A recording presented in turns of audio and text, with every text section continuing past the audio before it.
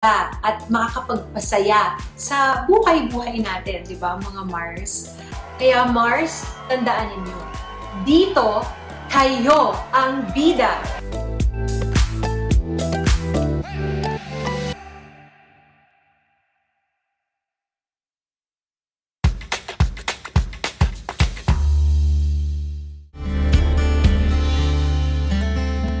Alam niyo ba na ang Pilipinas ay mayroong 7,641 islands? Mula sa bilang na 7,107 islands, nadagdagan ito ng 534 na isla noong 2017. Tanging 2,000 lamang sa mga islang ito ang natitirhan. Alam niyo na! Yan ang mga isla sa Pilipinas.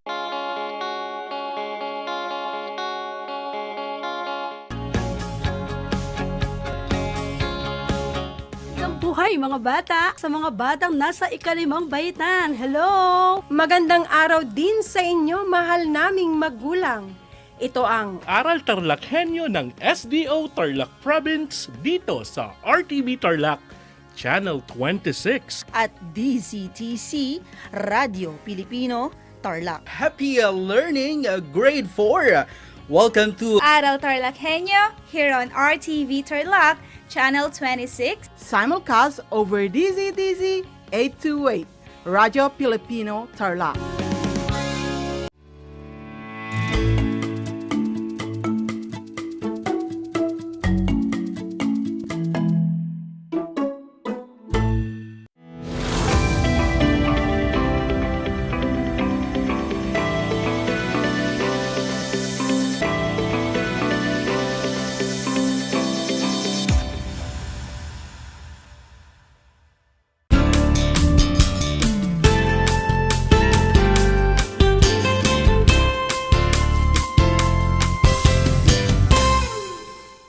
Magandang araw, Tarlac!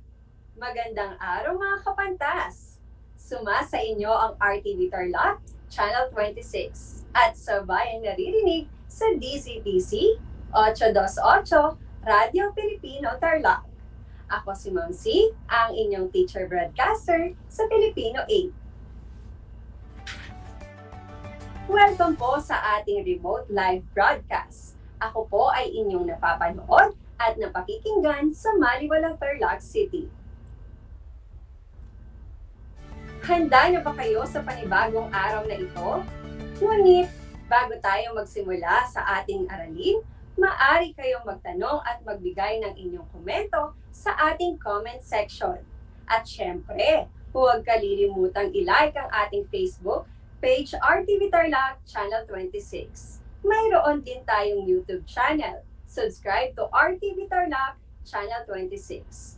Kumuha ng malinis na papel at panulat para sa ating maikling pagsasanay mamaya.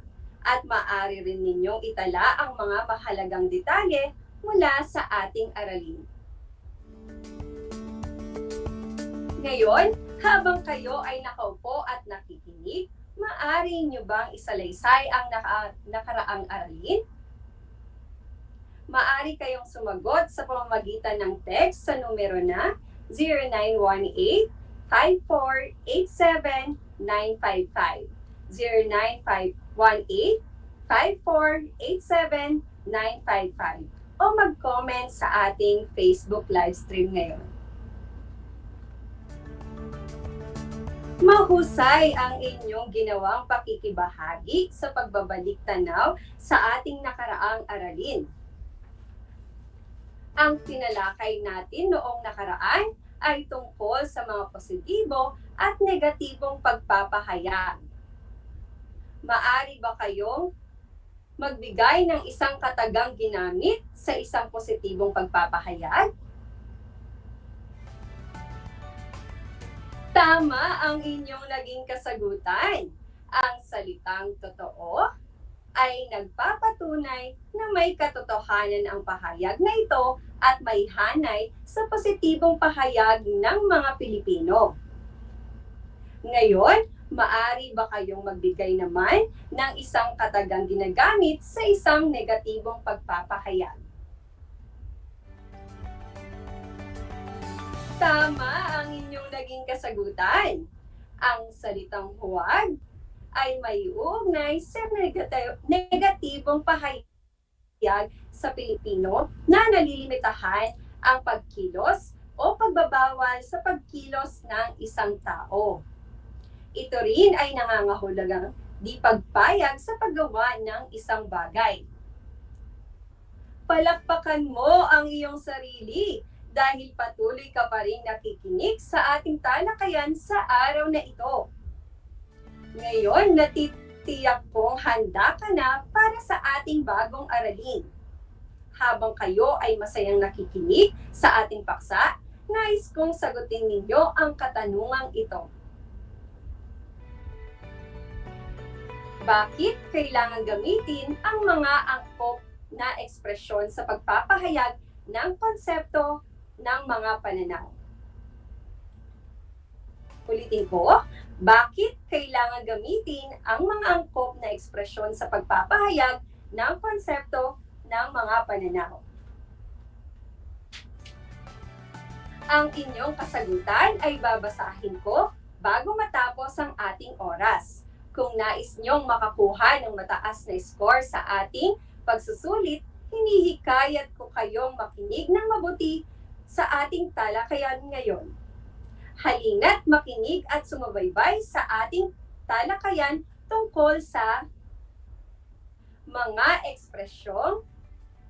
ekspresyon sa pagpapahayag ng konsepto at pananaw o point of view sa Ingles.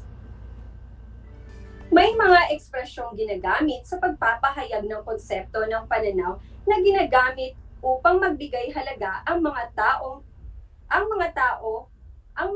ginamit ang ideya o pananaw sa isang pag-aaral o kaya ipinahahayag ang sanggunian kung saan kinuha o hinango ang mga impormasyong ito.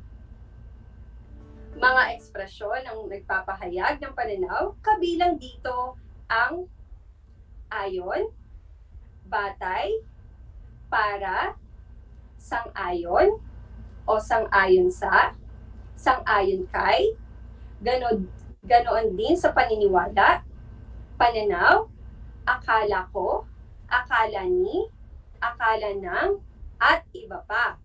Inihuhudyat ng mga ekspresyong ito ang iniisip, sinasabi o pinaniniwalaan ng isang tao. Narito ang mga halimbawa. Gamit ang mga salitang ayon, batay, at sang-ayon sa. Narito ang halimbawa. Ayon sa pamahalaan ng lungsod ng Tarlac, bawal pa ring lumabas ang 18 years old pababa at 65 years old pataas. Ang ginamit na ekspresyon dito ay ang salitang ayon.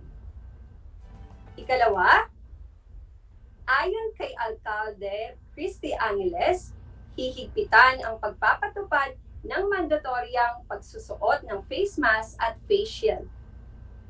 Papatawad ng multa ang hindi magsusuot ng mga ito, lalo na kung nasa pampublikong lugar o transportasyon. Ang ginamit na ekspresyon dito ay ayon kay.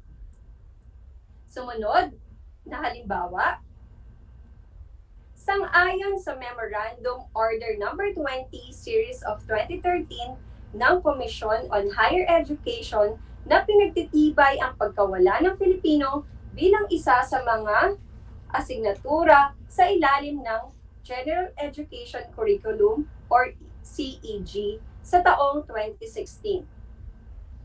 Ang ginamit na ekspresyon ay batay.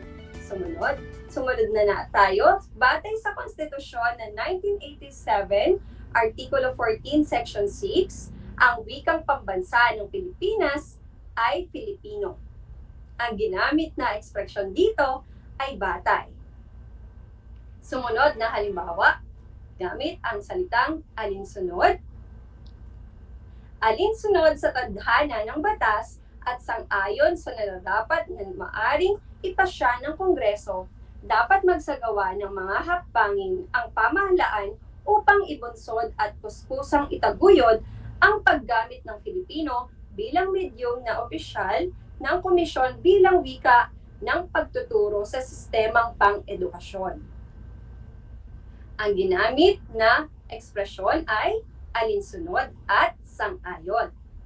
Sumunod, ayon sa isang tauhan sa El Filibusterismo na si Simon, habang may sariling wika ang isang bayan, taglay niya ang kalayaan.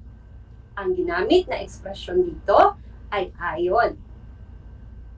Gamitin naman natin ang mga ekspresyong sa paniniwala, akala, pananaw, paningin, tingin, at palagay. Sa paniniwala ko, ang pagkakaroon ng isang mataas at matibay na edukasyon ay isang sanligan upang magbago ang takbo ng isang lipunan tungo sa pagkakaroon ng isang masaganang ekonomiya. Ang ginamit na ekspresyon dito ay sa paniniwala ko. Ikalawang, halimbawa, sa aking pananaw, ang edukasyon ay kailangan ng ating kabataan sapagkat ito ang kanilang magiging sandata sa buhay sa kanilang kinabukasan. Ang ginamit na ekspresyon dito ay sa aking pananaw.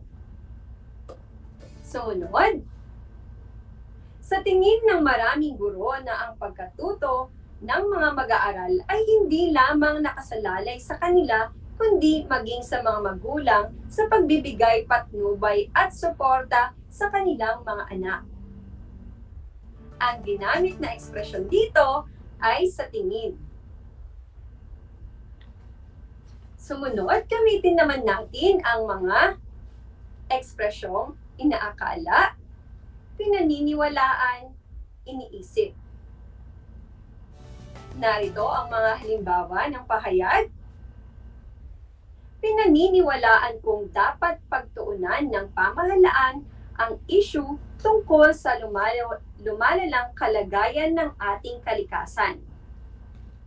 Ang ginamit na ekspresyon dito ay pinaniniwalaan.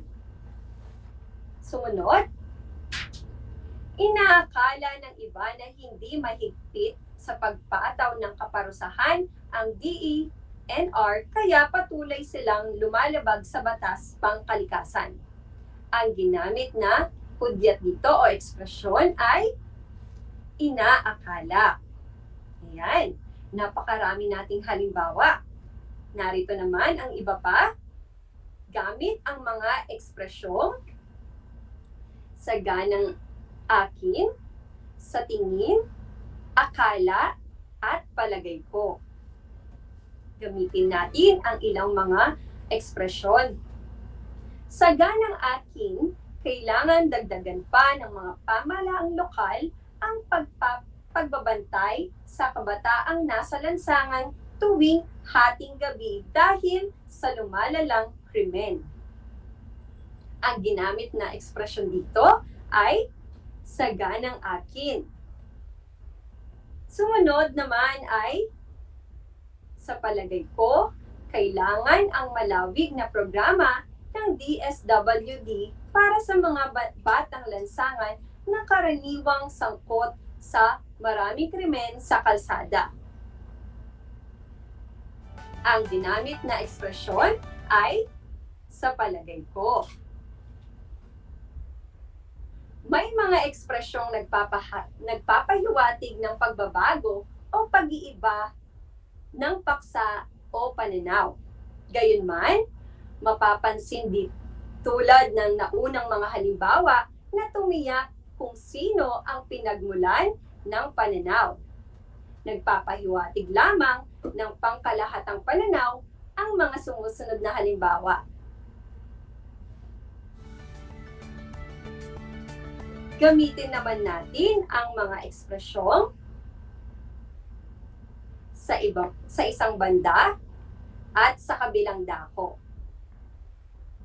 Ito ay mga ekspresyong nagpapahiwatig na pangkalahatan ang nagsasabi nito. Sa isang banda, mabuti niyang nalalaman ng mga mamamayan ang mga anomalya sa kanilang pamahalaan lokal nang sa gayoy masuri nila kung sino ang karapat-dapat na ihalal para mamuno rito. Ang ginamit nating ekspresyon dito ay sa isang banda. Ikalawa, sa kabilang dako, sa dami ng naglalabasang isyong pampolitika, hindi tuloy nalalaman ng sambayanan kung ano ang kahihinatnan ng bansa sa kamay ng mga politikong pinagkakatiwalaang mamuno rito. Ang ginamit na ekspresyon dito ay sa kabilang dako. Ayan mga kapantas, napakalinaw ng mga ginamit nating mga ekspresyon sa bawat pahayag. Gamitin naman natin ang salitang samantala o ang ekspresyong samantala. Samantala, mamamayan mismo ang makapagpapasya kung paano nila nais makita ang kanilang bansa sa susunod na taon. Matalinong pagpapasya ang kailangan kung sino ang karapat-dapat pagkatiwalaan ng kanilang boto. Ang ginamit nating ekspresyon dito ay samantala. Sa pagpapahayag ng isang broadcaster na sa kanyang programa, malimit na gumamit ng makatotohanang pagpapahayag na kung saan ang impormasyon ay balido dahil may pinagbatayan. Ito ang nagiging daan upang ang isang broadcaster ay magkaroon ng kredibilidad sa pamamahayag. Ngunit may mga pagkakataong sila rin ay nagbibigay ng hinuha, mga sapantaha, o palagay sa isang issue o paksa na kanilang tinatalakay. May interaksyon ding namamagitan sa radio broadcasting dahil hindi pwedeng magkaroon ng dull time o patay na oras habang on-air ang broadcaster.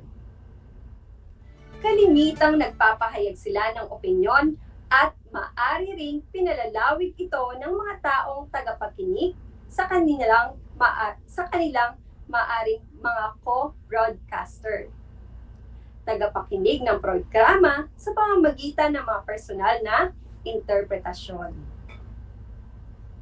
Sa pagkilala sa mga otoridad at eksperto na ginagamit ng isang broadcaster sa kanilang programa, mahalagang maipadama ang paggalang sa mga ideya at mga pahayag ng mga taong kinapanayam.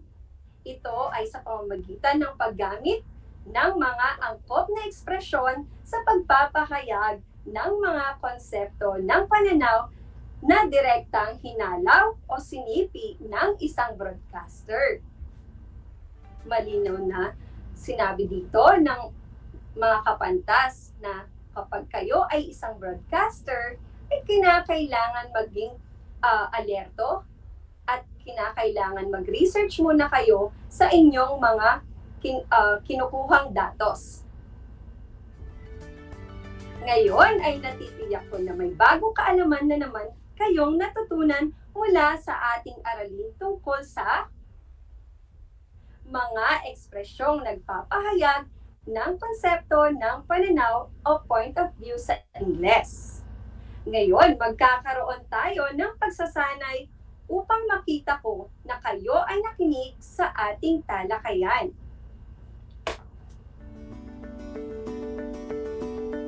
Narito ang panuto. Suriin ng pahayag sa bawat bilang.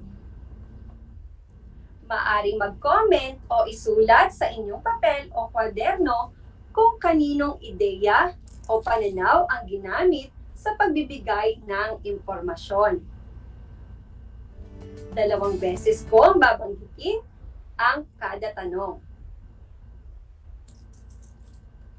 Ayon sa Pangulo ng ating bansa, kailangang matapos na ang digmaan laban sa droga. Uulitin ko, ayon sa Pangulo ng ating bansa, kailangang matapos na ang digmaan laban sa droga.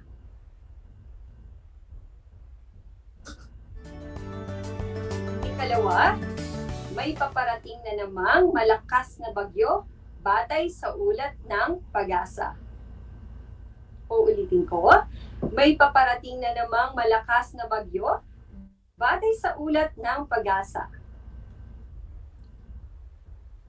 Ikatlo, alinsunod sa batas, bawal ang pang-aabuso sa mga bata, subalit marami pa rin ang lumalabag sa batas na ito. Ulitin ko, alinsunod sa batas, bawal ang pang-aabuso sa mga bata, subalit marami pa rin ang lumalabag sa batas na ito. Ikaapat, batay sa isinagawang pag-aaral ng lungsod ng Maynila, marami pa ring pang-aabusong ginagawa sa matatanda kaya kailangan silang bigyan ng proteksyon. Uulitin ko, batay sa isinagawang pag-aaral ng lungsod ng Maynila, marami pa ring pang-aabusong ginagawa sa matatanda kaya kailangan silang bigyan ng proteksyon.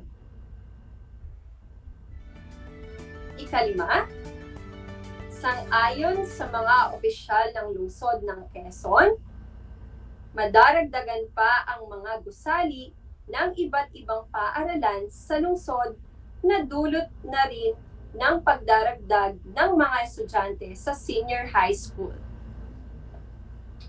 Ulitin ko, sang-ayon sa mga opisyal ng lungsod ng Quezon, madaragdagan pa ang mga gusali ng iba't ibang paaralan sa lungsod na dulot na rin ng pagdaragdag ng mga estudyante sa senior high school.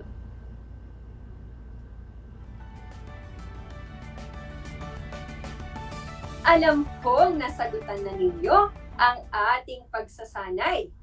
Ngayon, alamin naman natin kung naging tama ba ang inyong naging kasagutan. Sa unang bilang, ayon sa Pangulo ng ating bansa, kailangang matapos na ang digmaan laban sa droga. Ang ekspresyon na ginamit rito ay ayon sa Pangulo ng ating bansa. Natitiyak kong naging tama ang inyong kasagutan. Ikalawa, sa ikalawang bilang naman, may paparating na namang malakas na bagyo batay sa ulat ng pag-asa. Ang sagot ay batay sa ulat ng pag-asa. Mahusay mga kapantas. Para sa ikatlong bilang, alinsunod sa batas, bawal ang pang-aabuso sa mga bata, subalit marami pa rin ang lumalabag sa batas na ito. Ang sagot ay mahusay. Ito ay alinsunod sa batas. Napakahusay mga kapantas. Para sa ikaapat, batay sa isinagawang pag-aaral ng lungsod ng Maynila, marami pa rin pang-abusong ginawa sa matatanda, kaya kailangan silang bigyan ng proteksyon. Ang sagot dito ay napakahusay. Ito ay batay sa isinagawang pag-aaral ng lungsod ng Maynila. Para sa huling bilang, sang-ayon sa mga opisyal na lungsod ng Quezon, madaragdagan pa ang mga gusali ng iba't ibang paaralan sa lungsod na dulot na rin ang pagdaragdag ng mga estudyante sa senior high school. Ang sagot dito ay mahusay. Ito ay sang-ayon sa mga opisyal ng lungsod ng Quezon. Napakahusay mga anak, mga kapantas. Batid kong kayo ay nakakuha ng mataas na puntos. Sino kaya sa inyo nakakuha ng 5 tamang sagot? Mahusay, alam ko nakikinig kayo ng mabuti, kaya kayo ay nakakuha ng mataas na score. Ngayon, gamitin ang mga sumusunod na salita sa paglalahad ng inyong pananaw tungkol sa napapanahong isyong pandaigdig na nakasulat sa kahon. Gamitin ang mga salitang o mga ekspresyong ayon sa palagay ko, sa kabilang banda, batay sa ganang akin, sa kabilang dako, sang-ayon sa tingin ko, at samantala. Yan ang inyong gagamitin sa mga napapanahong isyong nasa kahon.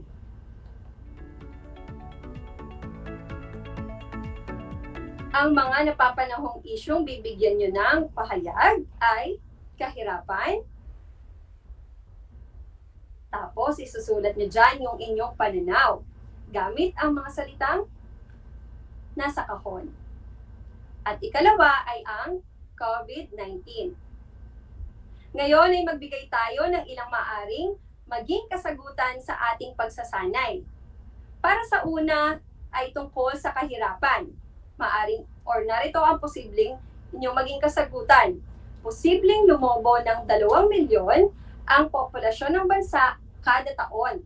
At nagbabanta itong magpalala ng kahirapang nararanasan ng mga mamamayan ayon sa Commission on Population. Para sa ikalawa, sa palagay ko ay mainam na magkaroon ng mga seminar kada barangay tungkol sa family planning upang madagdagan ang kaalaman at mapayuhan ang mga magulang tungkol sa pagkakaroon ng minimithing bilang ng anak at hindi masyadong mahirapan sa pamumuhay. Magbigay naman tayo ng halimbawa sa COVID-19. Umabot na sa 429,864 ang kabuang bilang ng kumpirmadong kaso ng COVID-19 sa Pilipinas. Batay sa tala ng ngayong linggo ng Department of Health. Ayan, mukhang alam mo na kung paano gamitin ang angkop na ekspresyon sa pagpapahayag ng pananaw. Ngayon ay magbabasa tayo ng text doon sa tanong kanina. Ang sagot niya ay ginagamit ang mga angkop na ekspresyon sa pagpapahayag ng konsepto ng mga pananaw upang mabigyan ng pagpapahalaga ang mga taong pinaghanguan ng mga ideya o pananaw bilang pagpapatunay sa mga katotohanan ng mga datos na nakuha. Ayan, napakahusay. Maraming salamat sa iyong kasagutan. Inaasahan ko na kayo ay natuto sa ating aralin ngayon. Ako si Ma'am C, ang inyong teacher broadcaster sa Filipino 8. Laging tandaan mga kapantas, walang ligaya sa lupa ang hindi dinilig ng duha. Ang pag-aaral ng mabuti ang susi sa ating magandang kinabukasan. Hanggang sa muli!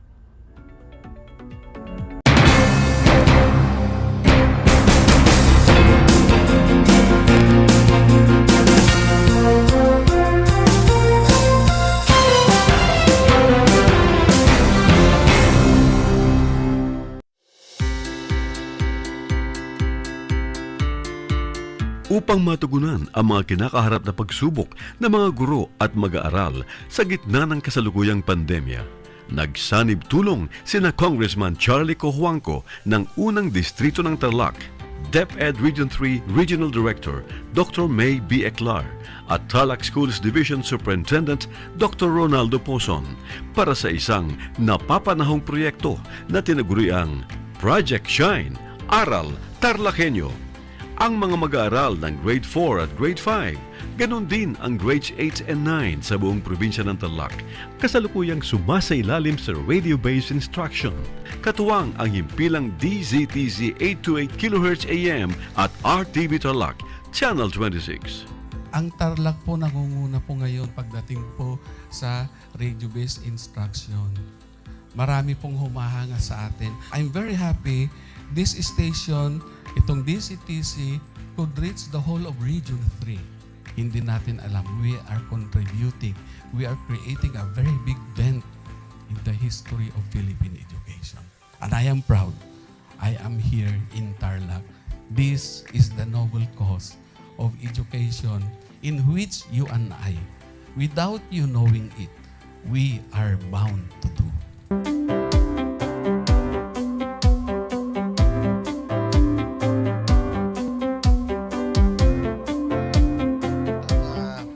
Project natin na Project Shine is a natural consequence dahil sa nangyari sa buong mundo. let's continue to work together.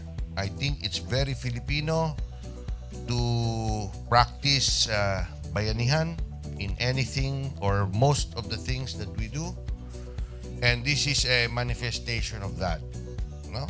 We have private sector, we have DEPED, we have local government, all working together.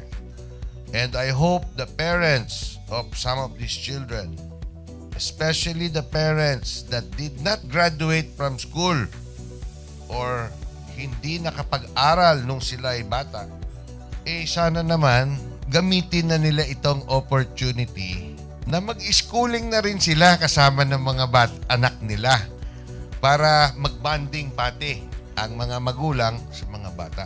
I look at this as doing God's work. Diba?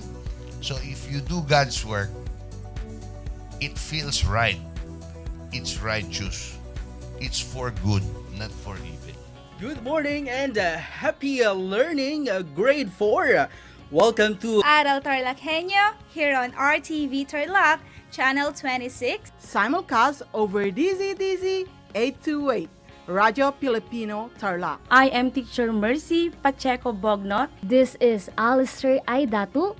I am Marie Josephine B. Andrade. I am Teacher Princess Marie M. Dueñas, and I will be your teacher broadcaster for today.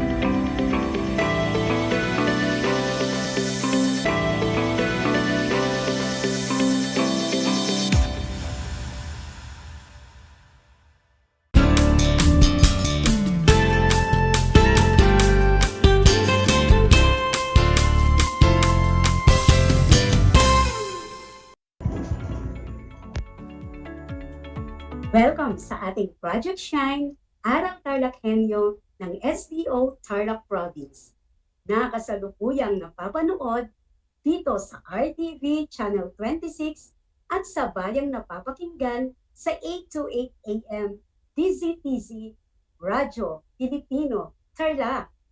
Magandang buhay, mabuting tao. Kumusta na kayo mga giliw naming tagapakinig? Ang aking pagbati at paghanga sa inyong pagpapahalaga sa edukasyon at pagpupursige na matapos ito ng nagtatagumpay sa kabila ng hamon ng pandemya. Ako, ang inyong guro sa edukasyon sa pagpapakatao, Baitang Siyam, Ginang Ani T. Salvador, sumasahing papawid mula sa bayan ng Victoria. Sasamahan at gagabayan ka sa Most Essential Learning Competency na natutukoy ang mga indikasyon ng taong masipag, nagpupunyagi sa paggawa, nagtitipid, at pinamamahalaan ang naimpok. Natitiyak kong kayo ay handang-handa na mga anak para sa ating bagong aralin sa araw na ito. Maging alerto at listo sa anumang impormasyong magbibigay sa atin ng pag-asa at aral sa buhay na makatutulong sa pagiging mabuting tao. Makikita sa inyong screen mga anak ang larawan ng learner's materials na ating gagamitin sa ating pagtalakay sa edukasyon sa pagpapakatao, Baitang Siyam. Mangyaring buksan ito sa pahina 162 hanggang 172. Natatandaan niyo pa ba ang kwento ni Langgam at ni Tipaklong? Mahusay kung inyo pa itong natatandaan. Alam kong ito ay hindi ninyo malilimutan sapagkat ito ay isa sa mga popular na kwentong pambata na kapupulutan natin ng aral sa buhay. Sa kwentong ito, binigyang halaga ang kasipagan na siyang ipinamalas ng katangian ni Langgam. Sa hapong ito, ang kasipagan o ang pagiging masipag ang isa sa paksang ating bibigyang diin at tatalakayin. Ano nga ba ang ibig sabihin ng kasipagan? Ang kasipagan ay tumutukoy sa pagsisikap na gawin o tapusin ang isang gawain ng mayroong kalidad. Ito ay tumutulong sa tao na malinang ang iba pang mabubuting katangian tulad ng pagkakaroon ng tiwala sa sarili, mahabang pasensya, katapatan, integridad, disiplina, at kahusayan, na kung saan malaki ang maitutulong ng mga katangiang ito sa tao at sa kanyang relasyon sa kanyang gawain, sa kanyang kapwa, at sa kanyang lipunan.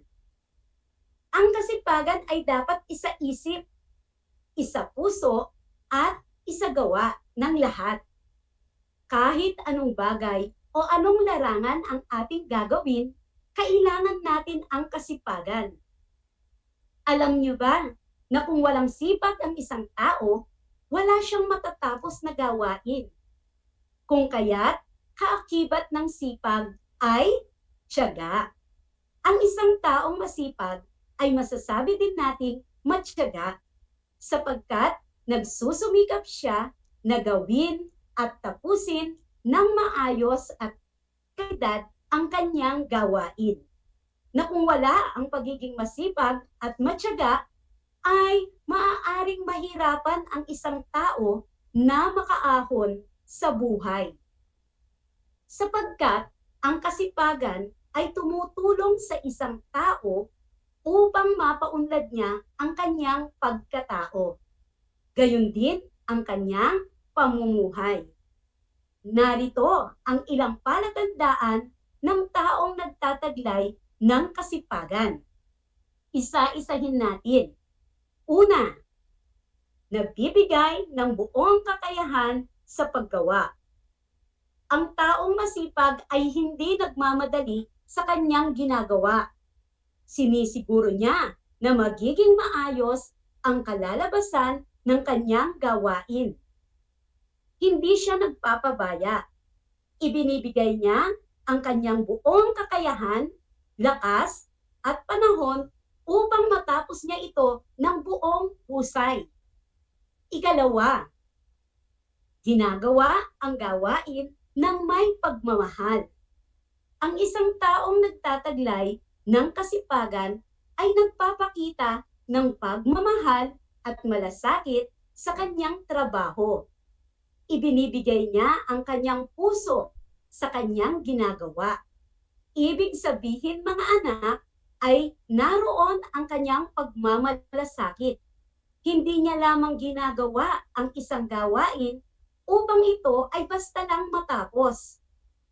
Bagkus, sinisigurado niyang ito ay may kalidad.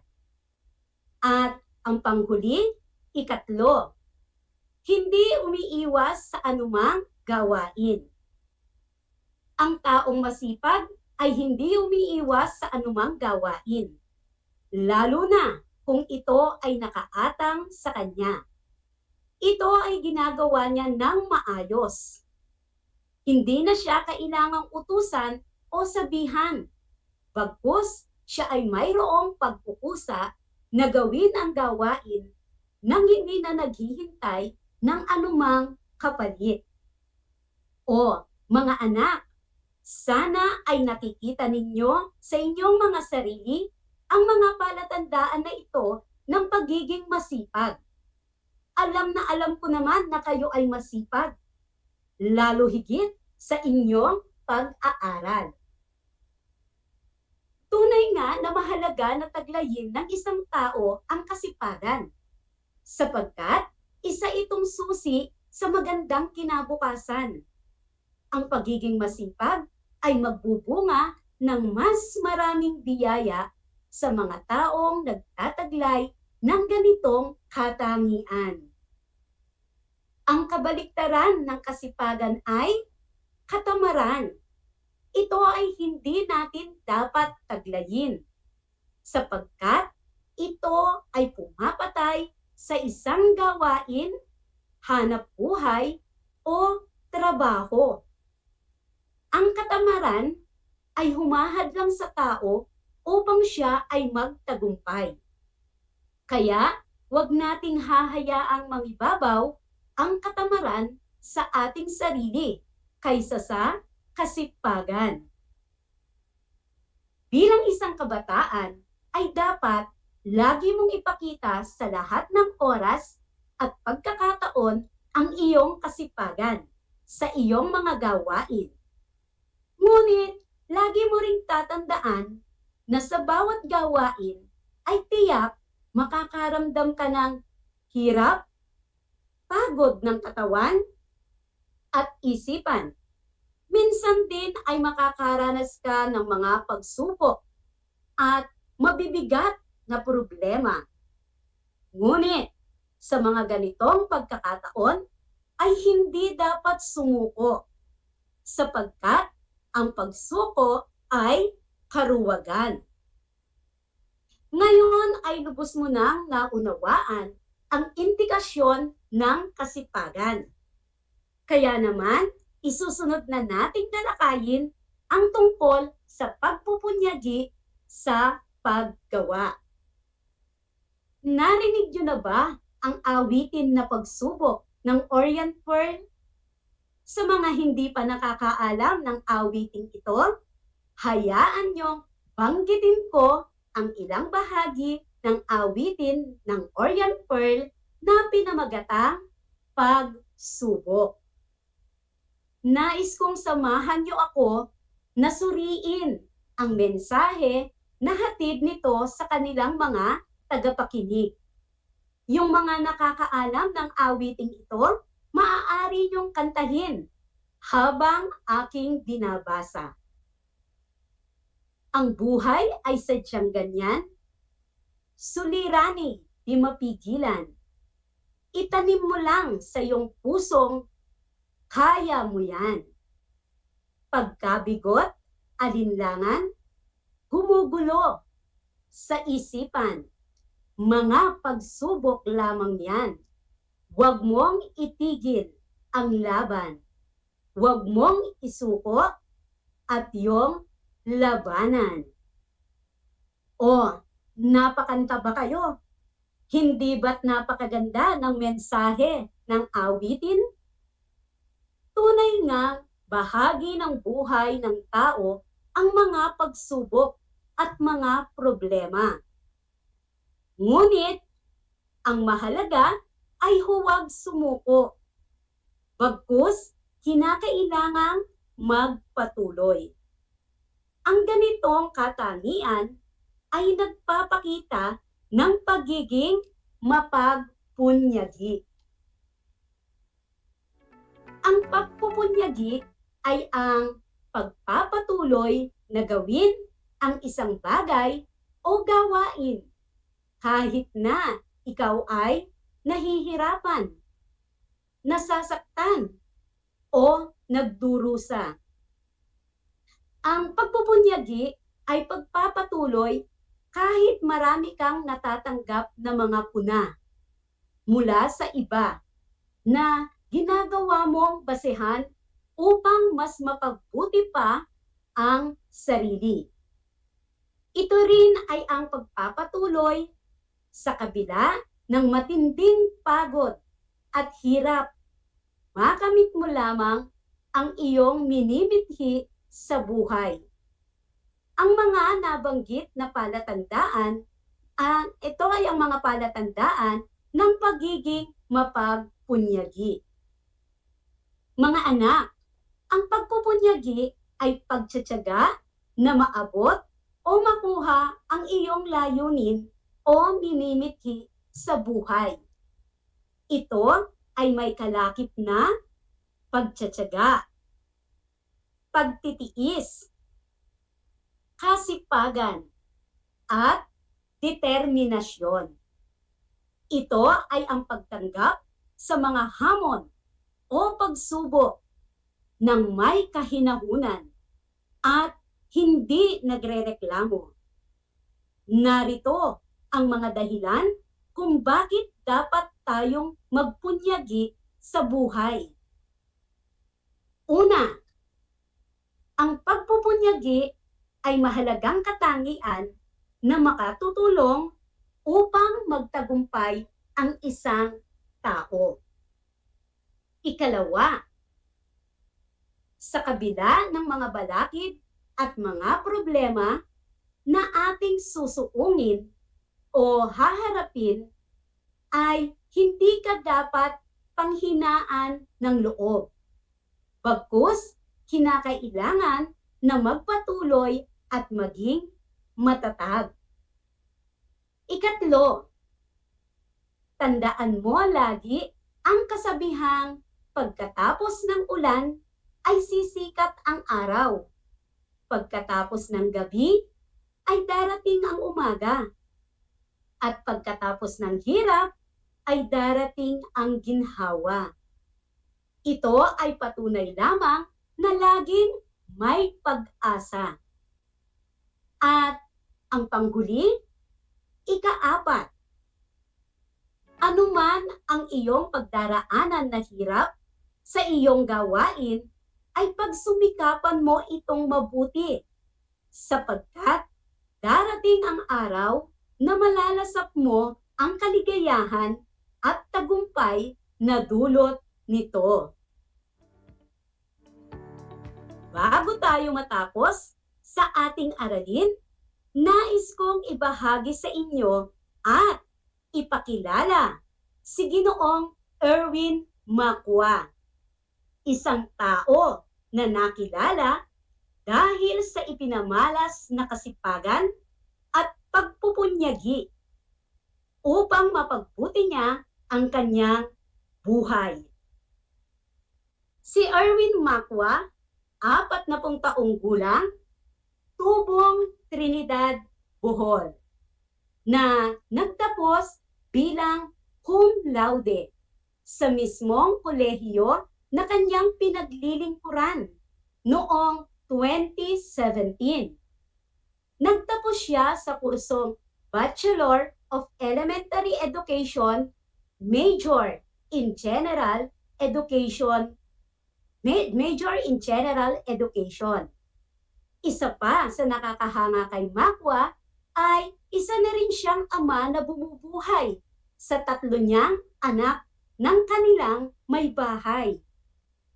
Kanyang pinagsabay-sabay ang pag-aaral, pagtatrabaho, at pagbuhay sa kanyang pamilya. Halos 20 taon siyang naglilingkod sa St. Teresa's College sa siyudad ng Cebu. Ika nga niya, ang edad at kahirapan ay hindi hadlang o hindi balakid sa pagtupad sa kanyang mga pangarap. Ipagpatuloy lang ang pangarap, magtrabaho at manalangin upang makamtan ang mithiin. Ayan mga anak, nawa ay naging inspirasyon sa inyo ang inilahad nating kwento o kasaysayan ni Ginoong Macua. Tunay ngang siya ay kahanga-hanga, hindi ba? Sapagkat hindi siya sumuko sa kanyang pangarap. Siya ay nagpamalas ng kasipagan at pagpupunyagi. Kaya naman, kanya ring nakamtan ang kanyang pangarap. Ang lahat ng ito ay bunga ng kanyang positibong pananaw sa buhay, kanyang sipag sa gawain, at pagpupursige sa buhay. At higit sa lahat, ang kanyang pananalig sa Diyos. Ngayon ay nalaman mo ang kahalagahan ng kasipagan at pagpupunyagi. Paano mo maipamamalas ang iyong kasipagan? Tama mga anak, kung ang sagot mo ay maipapakita mo ito sa pamamagitan ng pag-aaral ng mabuti at pagsasagawa sa mga gawaing bahay nang hindi ka na inuutusan pa, at tinatapos mo ito ng buong husay at may pagmamahal sa iyong gawain, ikaw ay mahusay. Sapagkat iyan ay palatandaan ng pagiging masipag. Huwag niyo din kakalimutan ang mensaheng nakapaloob sa awiting pagsubok. At ito ay tungkol sa pagpupunyagi sa buhay. Bakit nga ba natin kailangang magpunyagi, mga anak? Kung ang inyong sagot ay upang maabot ang ating layunin at mithiin sa buhay, ikaw ay mahusay. Isa iyan sa dahilan upang tayo ay magpunyagi. Mahalagang tandaan, mga anak, ang mga sumusunod na konsepto mula sa ating aralin ngayong araw. Una, ang kasipagan ay tumutukoy sa pagsisikap na gawin o tapusin ang isang gawain ng mayroong kalidad. Ikalawa, ang kasipagan ay tumutulong sa tao upang mapaunlad niya ang kanyang pagkatao. Ikatlo, ang taong masipag ay nagbibigay ng buong kakayahan sa paggawa. Hindi siya nagmamadali at nagpapabaya.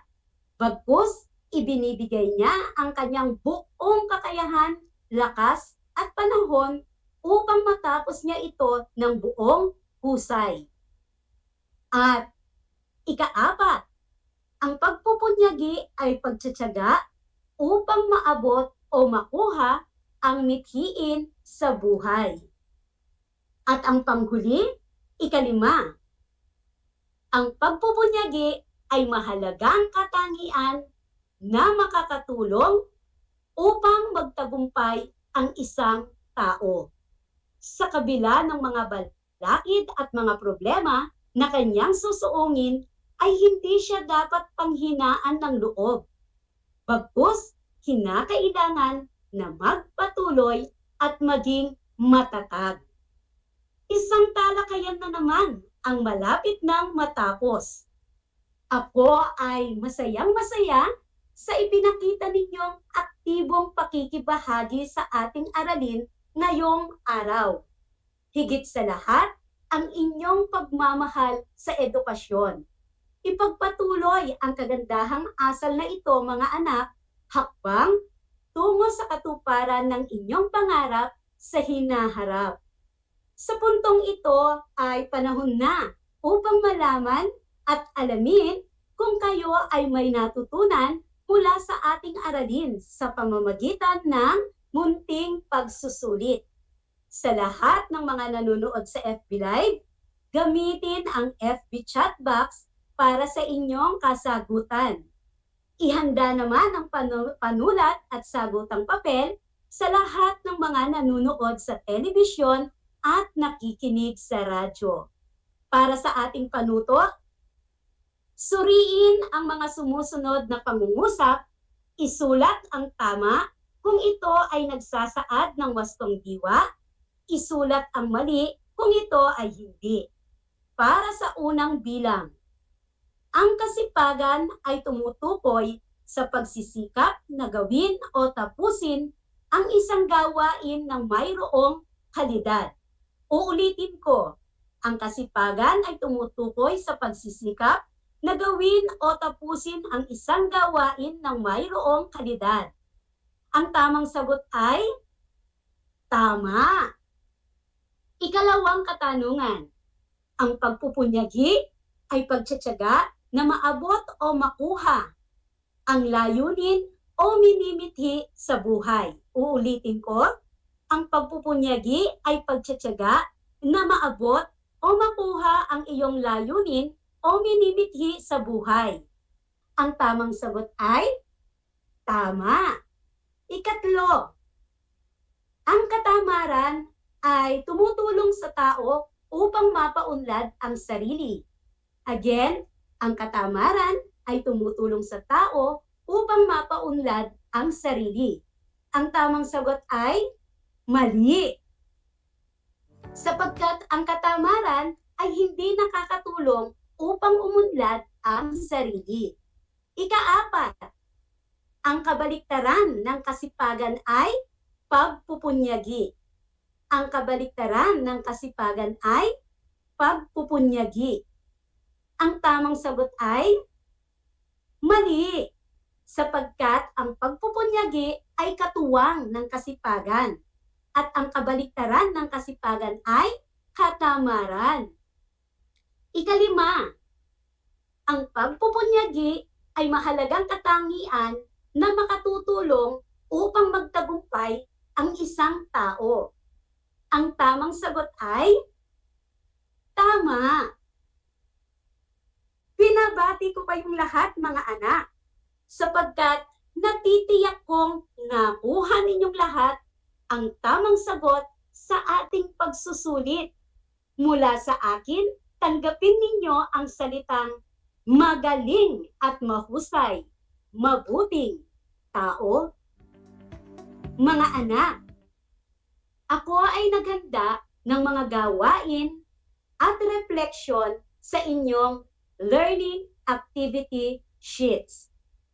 Inaasahan ko na inyong sasagutan ng buong sigasig at sa abot ng inyong makakaya, sakali man na kailanganin ninyo ang patnubay ng inyong pamilya o guro, huwag kayong mag-aatubiling sila ay tawagan upang kayo ay kanilang magabayan. Panalangin ko na anumang konsepto, higit lalo ang mga aral sa buhay na inyong natutunan sa araw na ito ay inyong araw-araw. Muli, ako ang inyong guro sa edukasyon sa pagpapakatao, Bahitang Siyam, Ginang Ani P. Salvador, sumasahimpapawid mula sa bayan ng Victoria, kasama ang manunulat ng script, Ginang Aladin C. Antonio, na nagpapaalala na piliing maging mabuting tao sa lahat ng panahon at pagkakataon. Hanggang sa muli!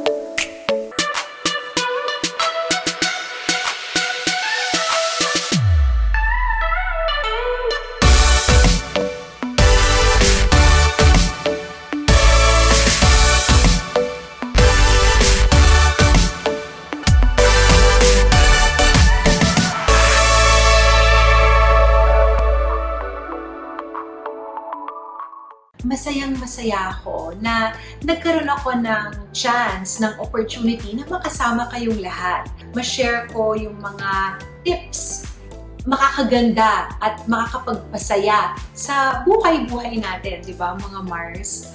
Kaya Mars, tandaan ninyo, dito kayo ang bida.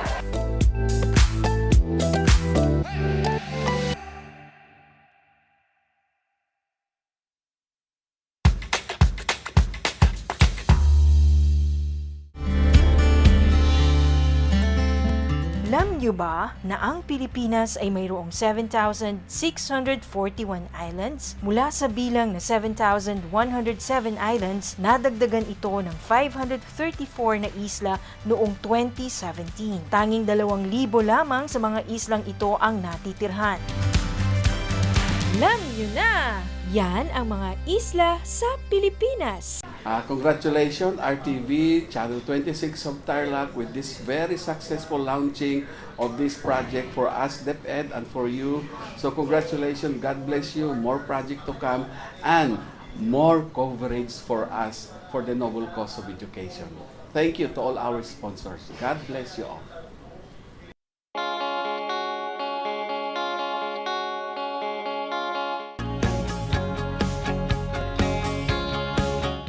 Buhay mga bata, sa mga batang nasa ikalimang baitan. Hello! Magandang araw din sa inyo, mahal naming magulang. Ito ang Aral TarlakHenyo ng SDO Tarlac Province dito sa RTV Tarlac, Channel 26. At DZTC, Radio Pilipino, Tarlac. Happy learning, grade 4.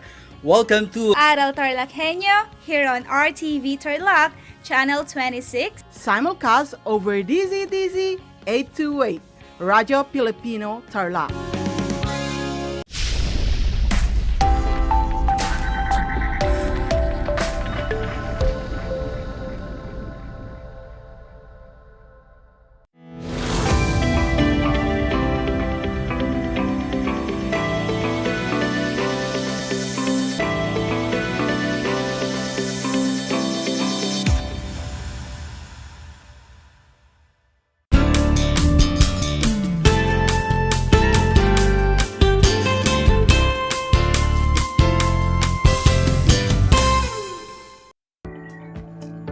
Good afternoon, TarlakHenyos. Welcome to Aral TarlakHenyo, here on RTV Tarlac, Channel 26. Simulcast over DZTC, Radio Filipino Tarlac. I am Teacher Joy Ashley Hamig, your teacher broadcaster for Science Grade 9. Join me this afternoon as I share my voice with 3 T's: teaches, touches, and transforms students' lives. It's a wonderful day. Come and join me as we discover the amazing and wonderful world of science. But before we start, I want you to find a comfortable place to study away from noise and distraction. Then, check your headsets or speakers if they are functioning well, so you could hear our discussions clearly. And lastly, prepare your science learning modules, your compendium of notes, your learning activity sheets, and your 2Ps, pen and paper. If you need to take some time to refresh yourselves, please do so, because in a couple of minutes, we will be discussing our new lesson for today. If you have any questions regarding to our lesson, you can leave your question on the comment section of our Facebook Live. Are you now excited to learn? Let us begin. Before we start, let us have first a review of our previous topic, which was about energy from volcanoes. Now, what is geothermal energy? Very good. Geothermal energy is the heat that comes from the subsurface of the earth. It is contained in the rocks and fluids beneath the earth's crust and can be found as far down to the earth's hot molten rock. Next, what are the advantages of using geothermal energy? Very good. The advantages of using geothermal energy are environmental friendly, renewable, huge potential, sustainable, heating and cooling, reliable, no fuel required, and rapid evolution. How about the disadvantages of geothermal energy? Okay, great. The disadvantages of geothermal energy are the location restricted, environmental side effects, earthquake, and high cost. Very good, learners. In our previous lesson, you had encountered the different types of volcano and volcanic eruptions. You were able to explain what happened when volcanoes erupt. Lastly, you were able to illustrate how energy from volcanoes may be tapped for human use. In today's lesson, you will be able to define climate and weather, and how climate differs from weather. You will enumerate the factors affecting climate of one country and explain how the different factors affecting the climate of an area differ from that of others. Okay, are you now ready? Great.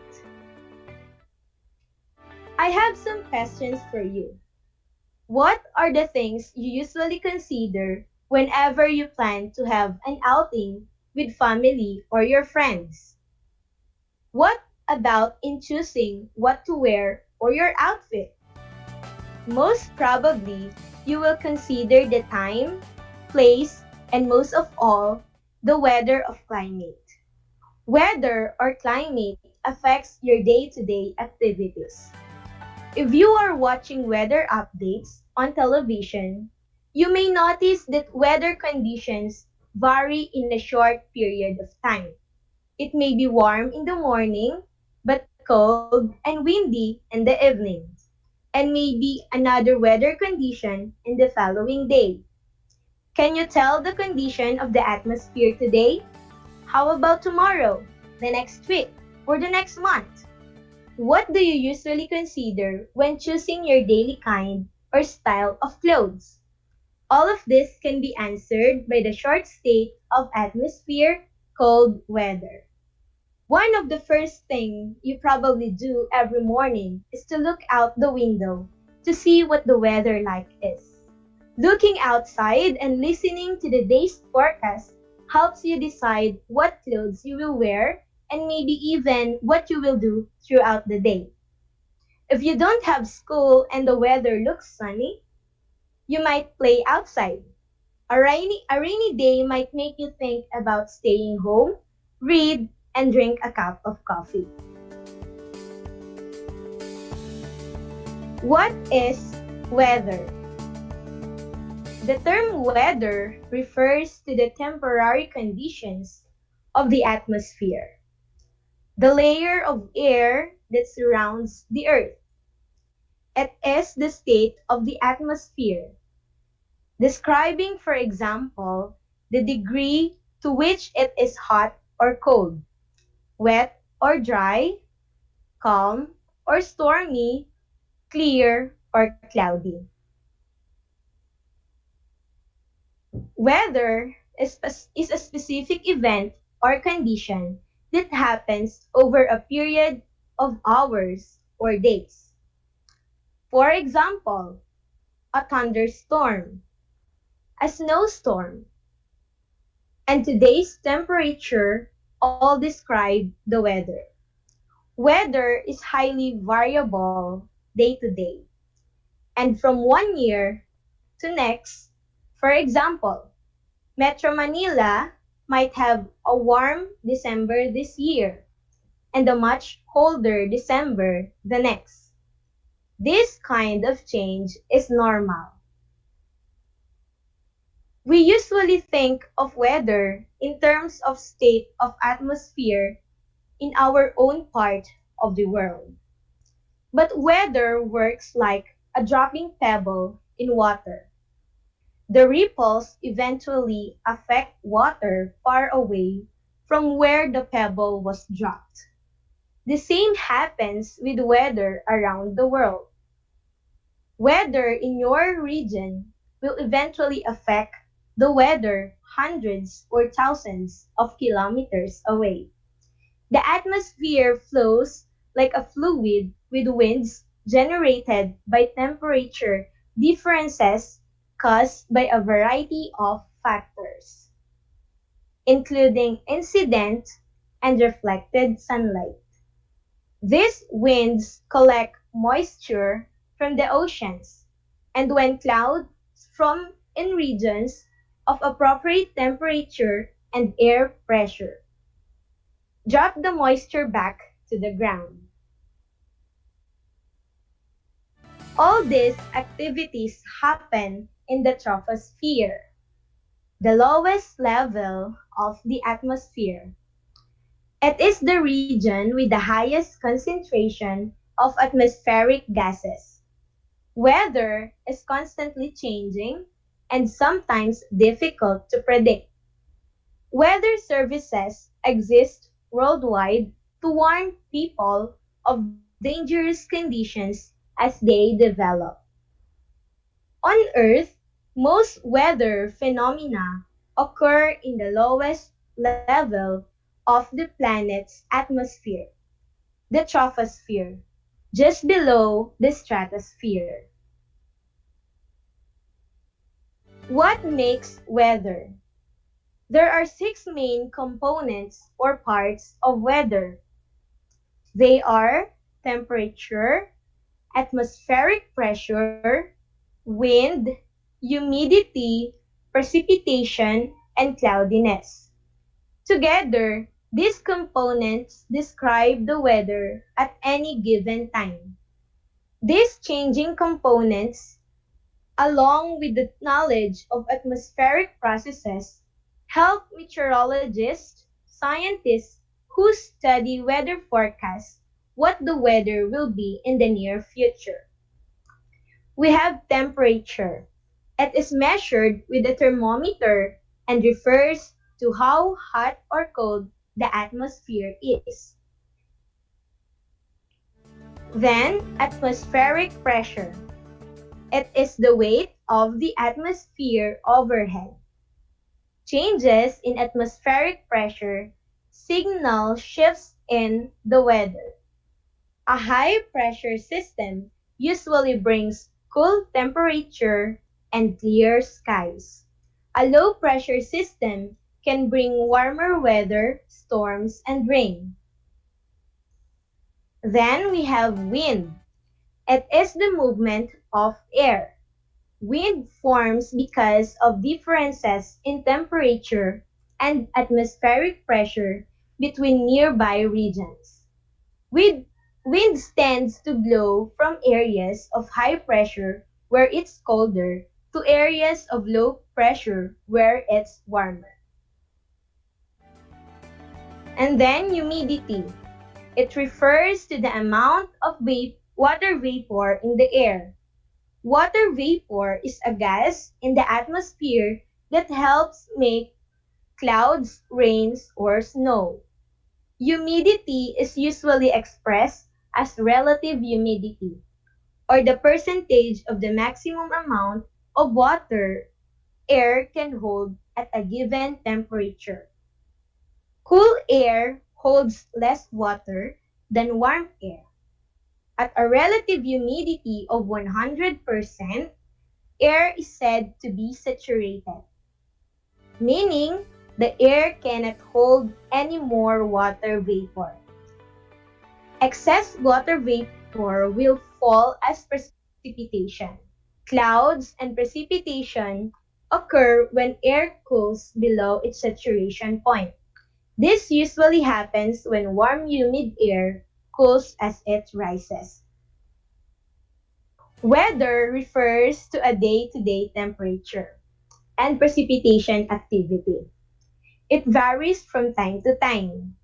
You have not heard updates on climate, right? It is because when we say climate, it is a pattern of weather in a certain area over a long period of time. The climate of the Philippines is tropical and maritime, which is characterized by relatively high temperature, high humidity, and abundant rainfall. Every January of the year, we experience the coldest temperature, while every May, you feel the warmest temperature. The climate of the Philippines is influenced by the complex interaction of various factors, such as the country's geography and topography, principal airstreams, ocean currents, linear systems such as the Intertropical Convergence Zone, and tropical cyclones, which are classified as tropical depression, tropical storm, or typhoon, depending on their intensities. Among these factors, it is perhaps useful to understand the movements of airstreams. Rainfall is generally a result of the movement and interaction of cold and warm air masses in a particular period. The southwest monsoon, or locally known as habagat, for instance, affects the country from May to September, and occurs when warm moist air flows over the country from the southwest direction. This brings rain to the western portion of the country. The northeast monsoon, or amihan, meanwhile, affects the eastern portions of the country from October to late March. On the whole, the climate of the Philippines can be divided into two major seasons. The rainy season sets in by June and ends around November. The dry season sets in by December and ends in May. The dry season is also subdivided into the cool dry season from December to February, and the hot dry season from March to May. The entire country, however, may be characterized by four types or classifications of climate based on the distribution of rainfall. Type 1 has two pronounced seasons, dry from November to April and wet throughout the rest of the year. The western parts of Luzon, Mindanao, Negros, and Palawan experience this climate. These areas are shielded by mountain ranges but are open to rains brought in by habagat and tropical cyclones. Type 2, characterized by the absence of a dry season but with a very pronounced maximum rain period from December to February. Regions with this climate are along or very near to the eastern coast, Catanduanes, Sorsogon, eastern part of Albay, eastern and northern parts of Camarines Norte and Sur, eastern part of Samar, and large portions of eastern Mindanao. Type 3. Seasons are not very pronounced but are relatively dry from November to April and wet during the rest of the year. Areas under this type include the western part of Cagayan, Isabela, parts of northern Mindanao, and most of eastern Palawan. These areas are partly sheltered from trade winds but are open to habagat and are frequented by tropical cyclones. Type 4. Characterized by a more or less even distribution of rainfall throughout the year. Areas with this climate include Batanes, northeastern Luzon, southwest Camarines Norte, west of Camarines Sur, Albay, northern Cebu, Bohol, and most of central, eastern, and southern Mindanao. Okay, learners, now that you have learned the differences between climate and weather, let us have an activity. For each statement below, on your paper, write W if you think that the statement relates to weather, or C if you think that the statements relate to climate. Is that clear? Very good. Now, let us start. Number 1. It looks like it will rain this week. Number 1. It looks like it will rain this week.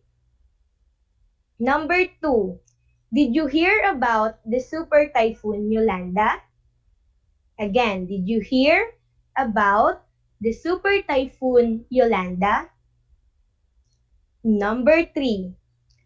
In the Philippines, the coolest month falls in January with a mean temperature of 25.5 degrees Celsius, and the warmest month occurs in May with a mean temperature of 28.3 degrees Celsius.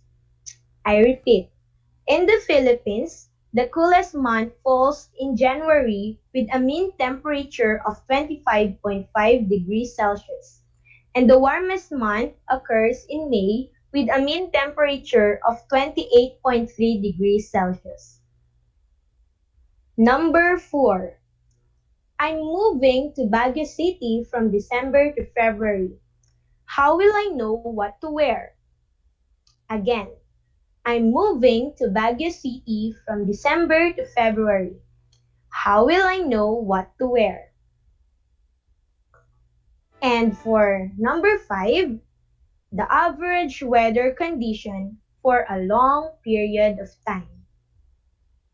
Again, the average weather condition for a long period of time.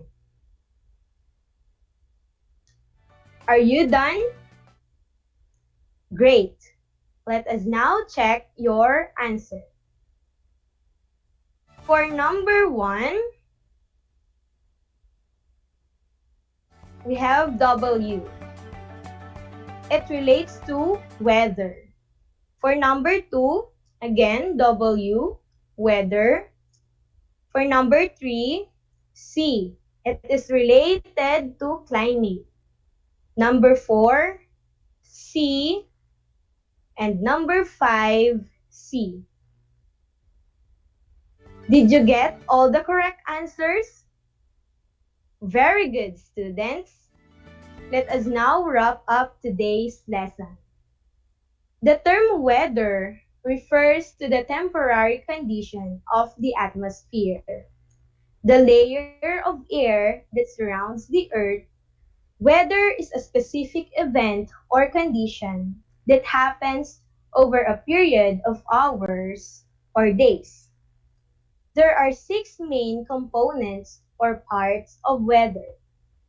They are temperature, atmospheric pressure, wind, humidity, precipitation, and cloudiness. Together, these components describe the weather at any given time. Climate, it is a pattern of weather in a certain area over a long period of time. The climate of the Philippines is tropical and maritime, which is characterized by relatively high temperature, high humidity, and abundant rainfall. The interaction of various factors such as countries' geography and topography, principal airstreams, ocean currents, linear system, tropical cyclones, and tropical storm depending on their intensities. So that is the climate of the Philippines we're influenced by. I hope that you learned something substantial from today's lesson. But before ending our session, with your 2Ps, pen, and paper, kindly write your assignment.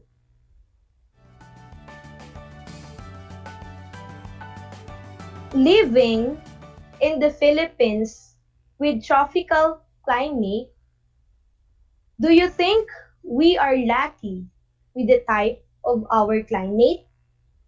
Explain your answer. I repeat.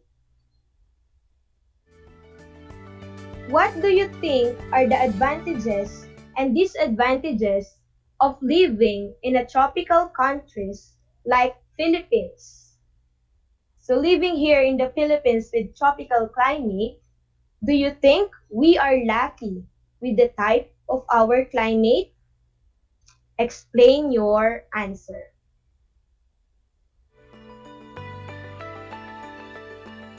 Time flies really fast. Next lesson, we will be dealing with factors affecting climate.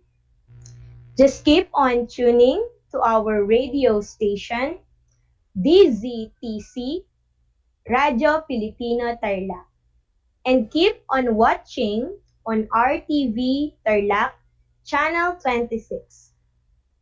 In this time of pandemic, stay home, keep safe, and keep on learning.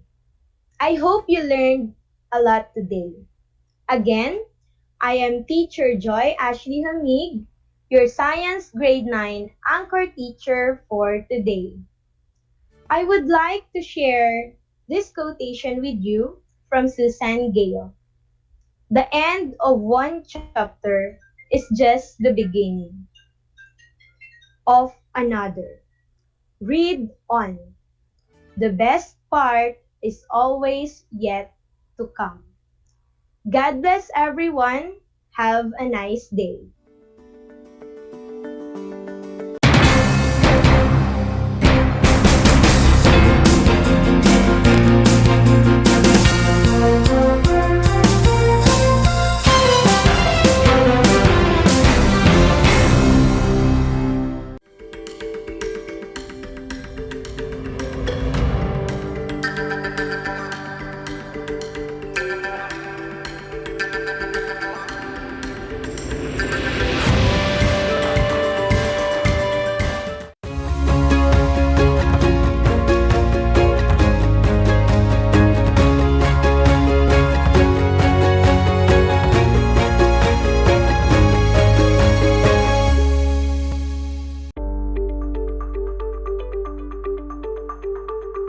Sa pagnanais na mapigilan ng ating pamahalaan ang pagdami ng bilang ng mga kaso ng COVID-19, binuo ang One Hospital Command Center o OHCC upang mas mabilis na matugunan ang medikal na pangangailangan ng ating mga kababayan.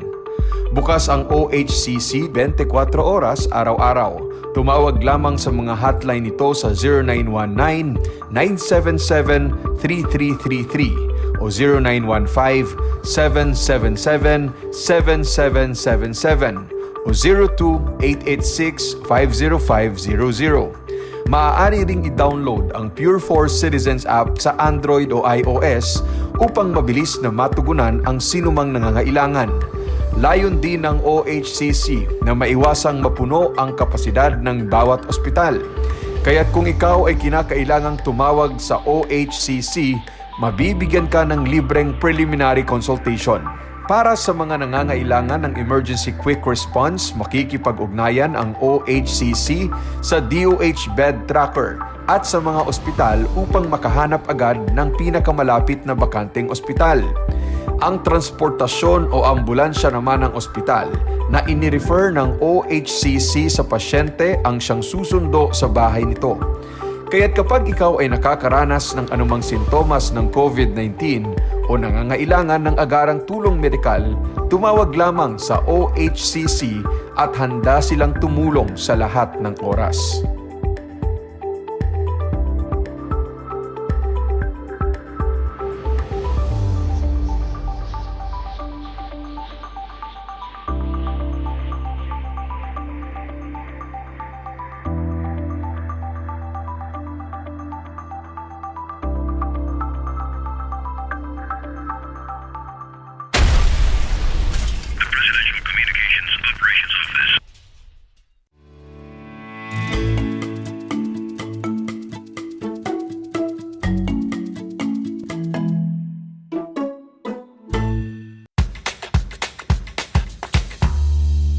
Alam niyo ba na ang whale shark ay hindi isang whale? Ang whale shark o butanding ay kinikilalang world's largest fish at tinatawag gentle giants. May sukat itong 12 meters. Maliliit ang ngipin ng butanding, kaya naman planktons o maliliit na hipon at isda lang ang kaya nilang kainin. Simula noong 2011, marami nang nahumaling mag-whale shark watching sa Oslo, Cebu. Alam niyo na, yan ang whale shark!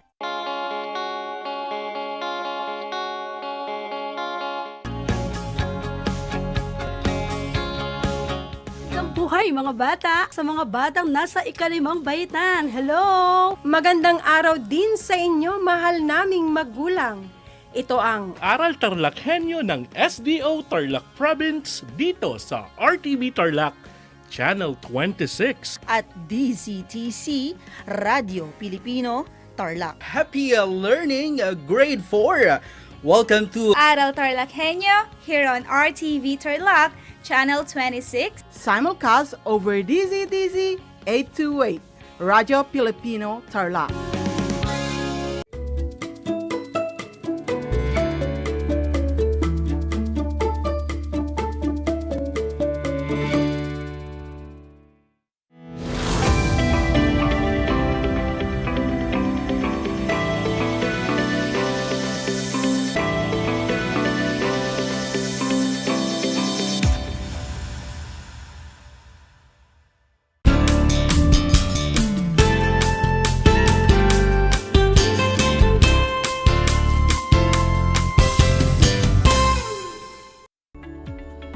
Good afternoon, grade 9 learners. Welcome to Aral TarlakHenyo here on RTV Tarlac Channel 26. Simulcast over DZTC, Radio Filipino Tarlac. This is Sir Joel Marquez, your anchor teacher today for grade 9 mathematics. In today's lesson, we will be discussing about proportion. And you are expected to describe a proportion, apply the fundamental theorems of proportionality to solve problems involving proportion, and appreciate the use of fundamental theorems of proportionality to solve problems involving proportions. Are you ready to listen? Okay, then get your copy of Mathematics 9 Learner's Material, pen and paper with you. Let us start.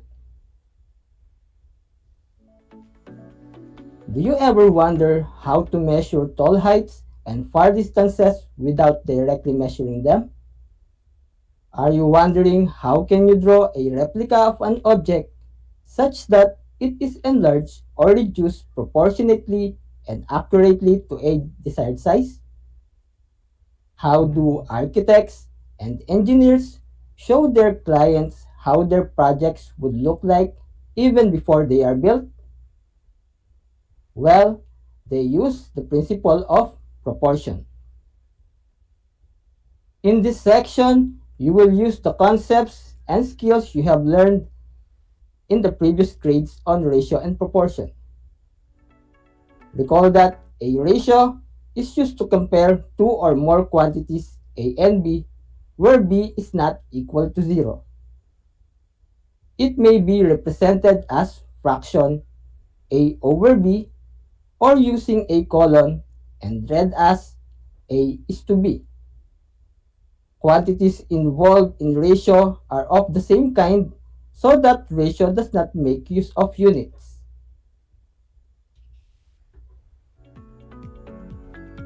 However, when quantities are of different kinds, the comparison of the quantities that consider the units is called rate.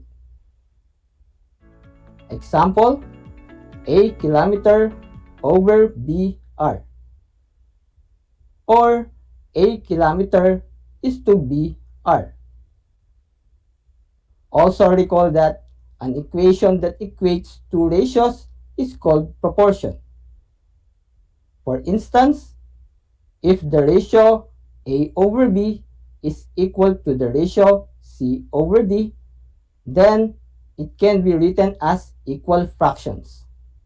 A over B equals C over D. or using a colon and read as A is to B as C is to D.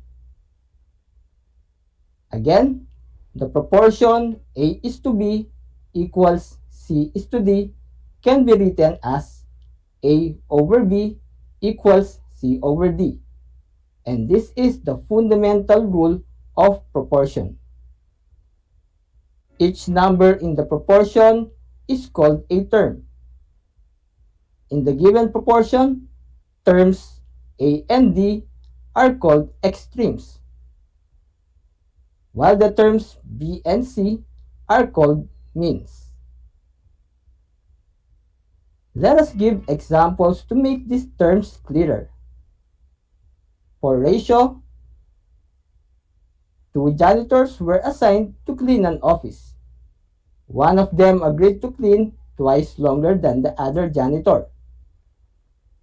This is an example of ratio 1:2 or 1/2. Next, for rate, for every hour of work, a janitor is to be paid 200 pesos. This is an example of rate 1 hour is to 200 pesos or 1 hour over 200 pesos. We consider the units because quantities involved are of different kinds. Next, for proportion, following the rate given, one of the janitors worked for 2 hours. Thus, he will be paid 400 pesos. So, we have the proportion 1 hour is to 200 pesos as 2 hours is to 400 pesos. Or 1 hour over 200 pesos equals 2 hours over 400 pesos. On your learning material, page 356, figure A shows ratios or rates that are proportional. 2 or more proportions can be formed from this figure. I'll give an example for your guidance, then give the remaining proportions. Example of proportion from figure A is 3 feet is to 36 inches as 4 feet is to 48 inches. Can you give other examples of proportion from figure A? I'll give you 10 seconds to answer.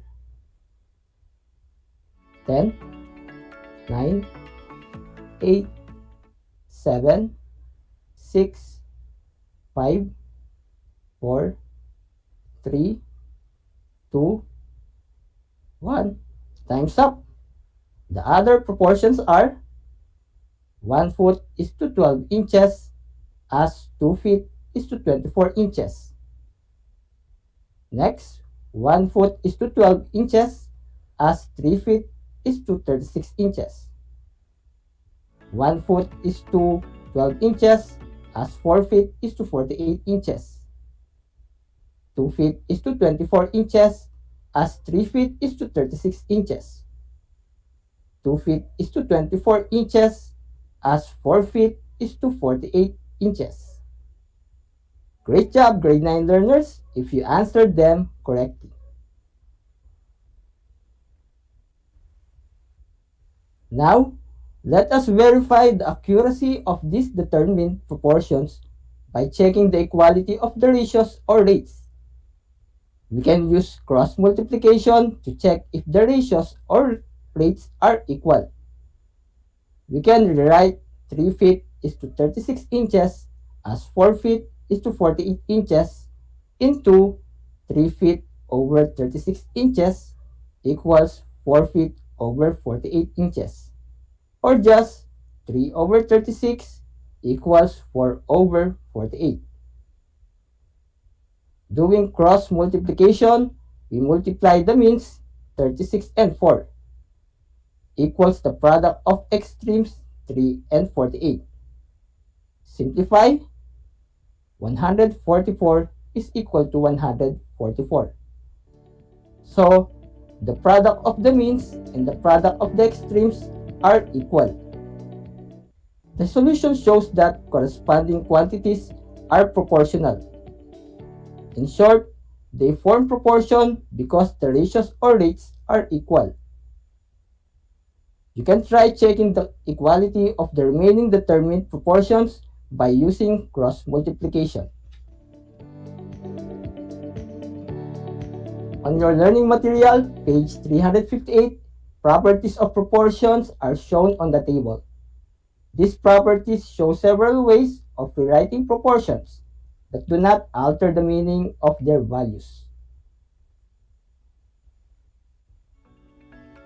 Given the original proportion y over 3 equals a over 4, rewrite this given proportion according to the properties that we will discuss. The first property is cross multiplication property. In a proportion, the product of the means is equal to the product of the extremes. That is, if w over x is equal to y over z, then wz is equal to xy, where x is not equal to 0 and z is not equal to 0. Using cross multiplication property to the original proportion, the product of the extremes for and y is equal to the product of the means 3 and a. Simplify, we get 4y equals 3a. We will use this cross multiplication property on the succeeding properties to verify if ratios are equal.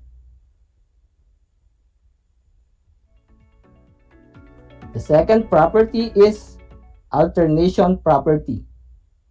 In this property, interchanging the means or interchanging the extremes of a proportion results to equivalent proportion. That is, if w over x is equal to y over z, then w over y equals x over z, or z over x equals y over w, where w, x, y, and z are not equal to 0. Rewriting the original proportion by alternation property, we will get y over a equals 3 over 4 by interchanging the means. Using cross multiplication, we will get 4y equals 3a. Rewriting the original proportion again by alternation property, we will get 4 over 3 equals a over y by interchanging the extremes. Using cross multiplication, we also get 4y equals 3a.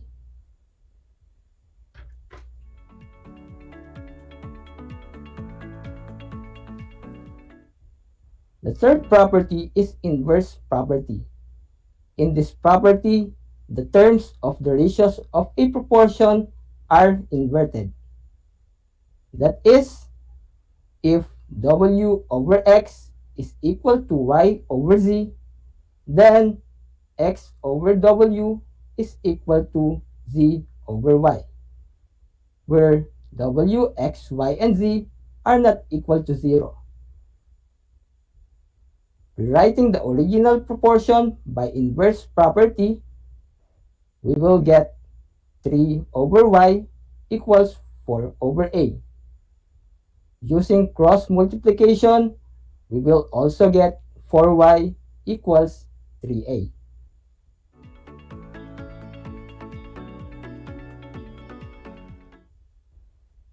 The fourth property is addition property. In this property, we add the denominator to the numerator of each ratio. That is, if w over x equals y over z, then w plus x all over x is equal to y plus z all over z, where x and z are not equal to 0. Rewriting the original proportion by addition property, we will get y plus 3 all over 3 equals a plus 4 all over 4. Using cross multiplication, 4 times the sum of y and 3 is equal to the product of 3 and a plus 4. Simplify, we will get 4y plus 12 equals 3a plus 12. We can remove 12 by adding negative 12 to both sides of the equation. Thus, we also get 4y equals 3a.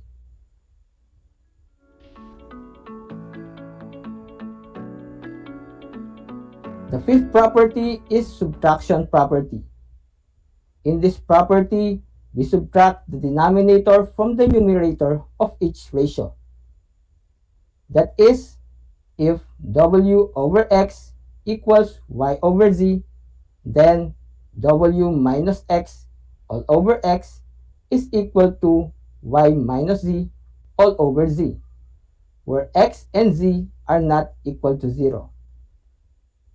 Rewriting the original proportion by subtraction property, we will get y minus 3 all over 3 equals a minus 4 all over 4. Using cross multiplication, 4 times the difference of y and 3 is equal to the product of 3 and a minus 4. Simplify, we will get 4y minus 12 equals 3a minus 12. We can remove negative 12 by adding 12 to both sides of the equation. Thus, we also get 4y equals 3a. Our sixth and last property is sum property. In this property, the ratio of the sum of the numerators and the sum of the denominators is equivalent to each of the equal ratios. That is, if u over v equals w over x equals y over z, then u over v equals w over x equals y over z is also equal to u plus w plus y all over v plus x plus z equals k, where k is a constant at proportionality and v, x, and z are not equal to 0. In this property, given the original proportion, the ratio of the sum of the numerators and the sum of the denominators of the original proportion is equal to y plus a all over 7. Is y over 3 equal to y plus a all over 7? Using cross multiplication, 7y is equal to the product of 3 and y plus a. Simplify, we will get 7y equals 3y plus a. Add negative 3y to both sides of the equation to eliminate 3y from the right side of the equation. 7y minus 3y is 4y. Thus, we get 4y equals 3a.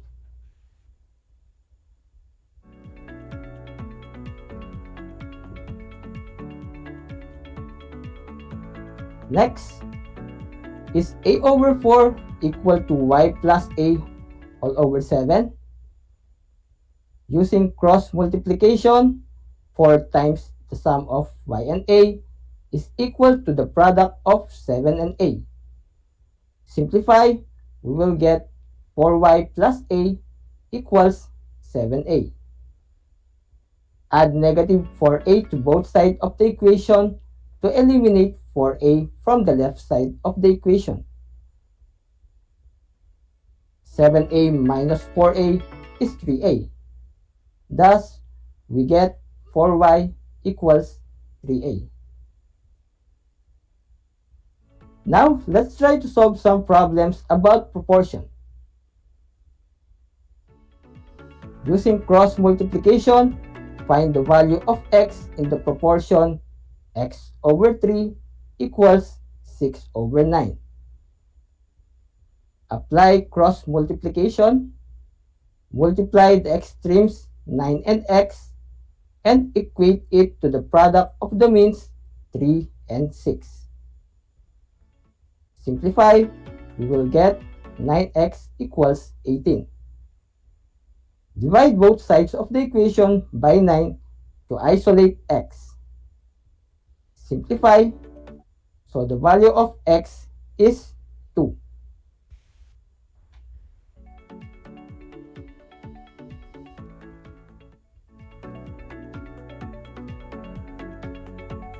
Next, which of the following is not equivalent to the proportion x over 4 equals 6 over 12? The choices are A. 12 over 4 equals 6 over x. B. 6 over 4 equals x over 12. C. 4 over x equals 12 over 6. What is the answer? Okay, it is letter B. 6 over 4 equals x over 12 is not equivalent to x over 4 equals 6 over 12. Interchanging a mean and an extreme of two ratios in a proportion will not result in an equivalent proportion. Letter A, 12 over 4 equals 6 over x is an equivalent proportion by alternation property. Also, letter C, 4 over x is equal to 12 over 6 is an equivalent proportion by inverse property.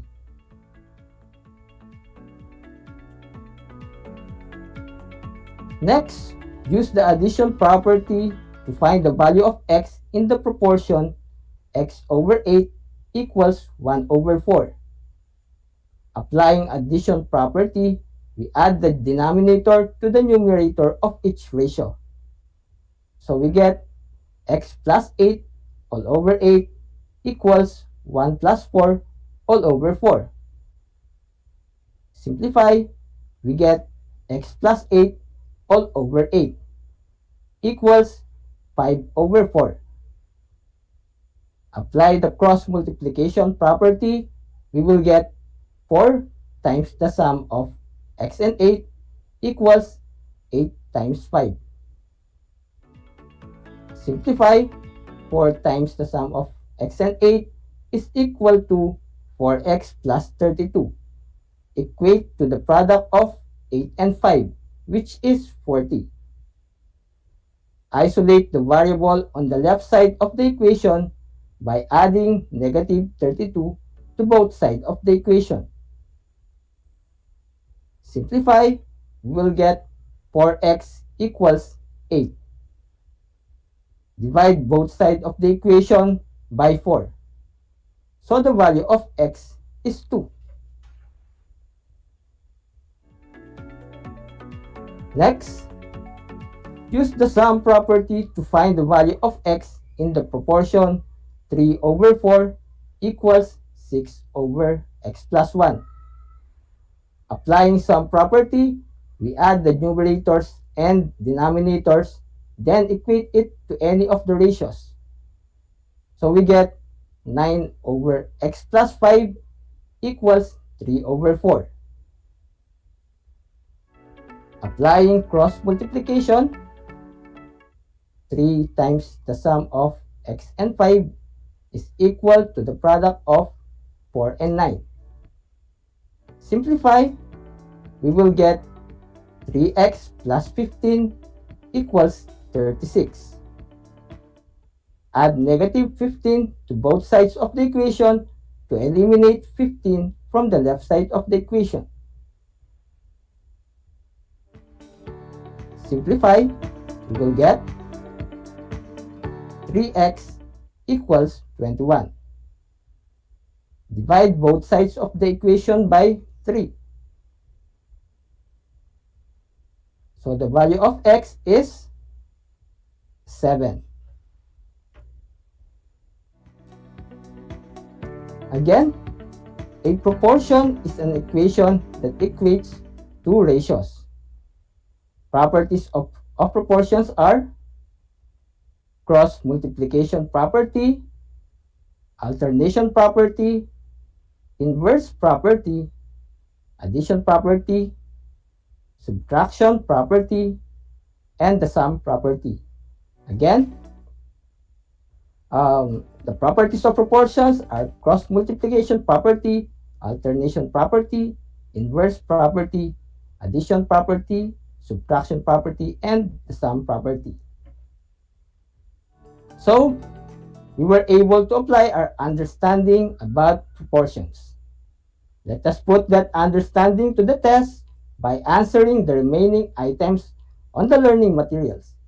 And you work also on Activity 5, page 360 of your learning material. Put it in your math notebook. That is the end of our lesson for today. But before we end, remember that it is a scale of proportions which makes the bad difficult and the good easy. A quote from Albert Einstein. Well, that's all for now. I hope you learned a lot today. This is Sir Joel Marquez, your anchor teacher. Until next time, bye.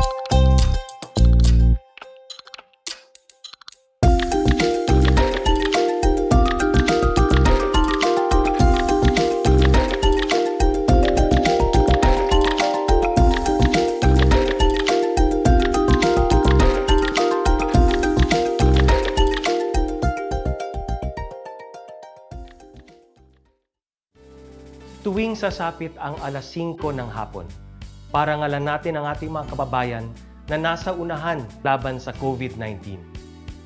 Lumabas tayo sa pintuan ng ating mga tahanan. Dumungaw tayo sa ating mga bintana. At atin silang bigyan ng masigabong palakpakan. Gumawa tayo ng ingay. Ipagbunyi ang ating frontliners. At ipahayag ang ating walang hanggang suporta sa kanilang kabayanihan. Gusto ko lang pong i-take itong opportunity ito para magpasalamat sa lahat ng mga doktor at nurses, especially yung mga nag-alaga po sa akin, sa buong Asian Hospital at sa lahat po ng ating frontliners. Umawit tayo at sumayaw at ipakita ang ating talento bilang pagsaludo sa mga bayaning nasa unahan. Talunin natin ang COVID-19. Sama-sama nating pagalingin ang ating inang bayan. Kaya natin to. we heal as one. Masayang-masaya ako na nagkaroon ako ng chance, ng opportunity na makasama kayong lahat. Ma-share ko yung mga tips, makakaganda at makakapagpasaya sa buhay-buhay natin, di ba mga Mars? Kaya Mars, tandaan ninyo, dito, kayo ang bida.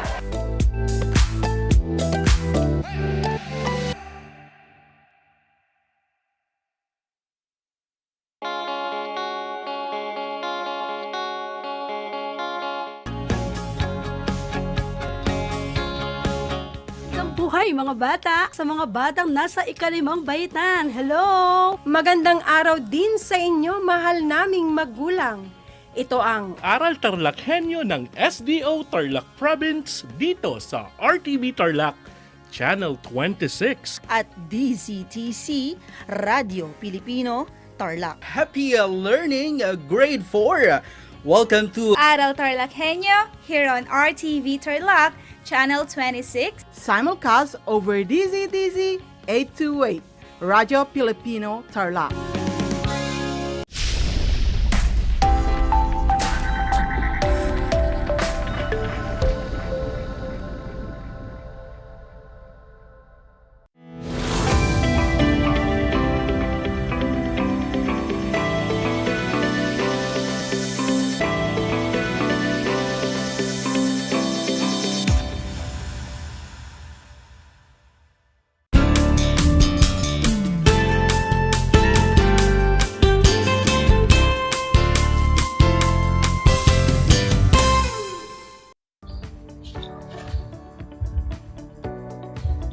Magandang araw, Tarlac!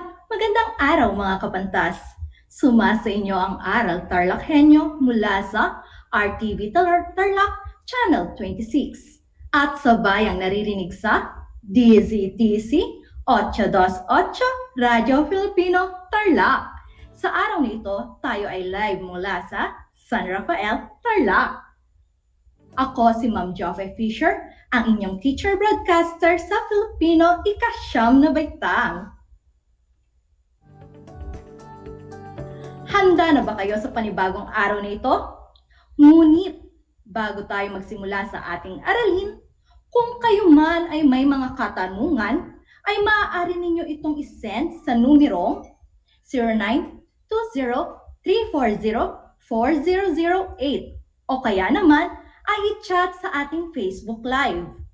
At ating sisikapin sagutan bago matapos ang ating programa. Ngunit, kung sakaling hindi ito masagot online, ay sasagutan na lamang namin ito offline. At kung kayo naman ay may mga sagot sa aking inihandang pagsasanay, maaari ninyo itong i-type o i-chat sa ating Facebook Live sa RTV Tarlac, Channel 26.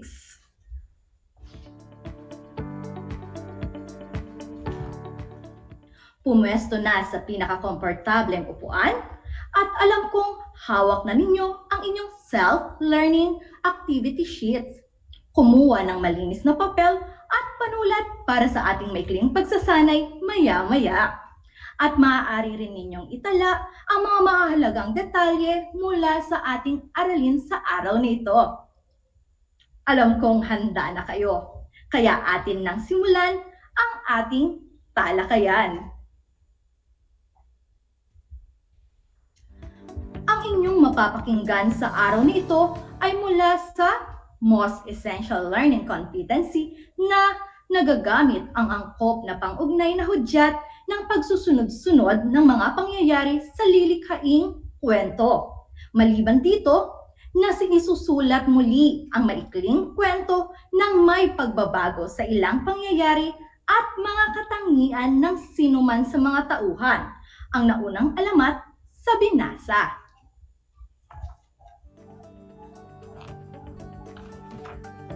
Matapos matalakay ang uri ng tunggalian, paggamit ng uri ng tunggalian sa pagsusuri at pag-uugnay sa kasalukuyan ng mga tunggaliang napanood sa programang pantelebisyon nung nakaraang aralin, tayo naman ay tutungo sa isa pang aralin na may kaugnayan sa nakaraang aralin.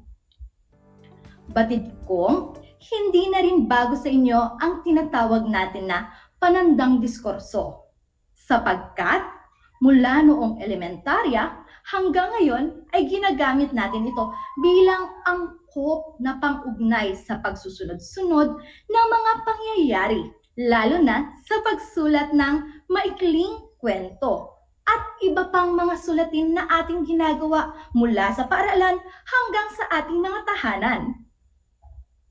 Sang-ayon ba kayo sa aking sinabi, mga kapantas? Tama! Dahil dyan, bigyan ninyo ng tumataginting na palakpakan ang inyong mga sarili at sabihin, mahusay tayo, mahusay kayo, mahusay ako. Nasabi na ba? Mahusay nga naman tayo. Nabanggit kanina na hindi na bago sa inyo ang panandang pandiskurso. Ngunit ang karamihan sa inyo ay hindi alam na ito na pala ang panandang pandiskurso o nakaligtaan na ang mga ito. Tingnan natin kung naaalala pa ninyo ang mga panandang ito. Kaya naman, magkakaroon muna tayo ng maikling pagbabalik-tanaw o panimulang pagtataya tungkol sa panandang pangdiskurso. Kaya mga kapantas, maglabas kayo ng papel at lapis o ballpen. Sapagkat tayo ay magkakaroon ng pagtataya. Nakapaglabas na ba ng mga kagamitan? Magaling! Ang gagawin ninyo ay isulat sa papel ang letra ng tamang sagot. Ulitin ko. Ang gagawin ninyo ay isulat sa papel ang letra ng tamang sagot. O kaya naman, maaari nyo itong i-comment sa ating Facebook Live. Babasahin ko ng 2 beses ang pangungusap at ang letra ng pagpipilian. Pipiliin ninyo ang panandang pandiskurso sa pangungusap. Sa bawat item ay bibigyan kayo ng 5 segundo upang isulat ang sagot pagkatapos ko itong basahin. Handa na ba kayo? Kung ganon, simulan na natin. Sa unang pangungusap, sa tingin ko, ang mga Pilipino ay may matibay na pananampalataya sa Diyos. A. Sa tingin ko. B. Ang mga Pilipino. C. May matibay. O D. Pananampalataya sa Diyos. Sa tingin ko, ang mga Pilipino ay may matibay na pananampalataya sa Diyos. A. Sa tingin ko. B. Ang mga Pilipino. C. May matibay. D.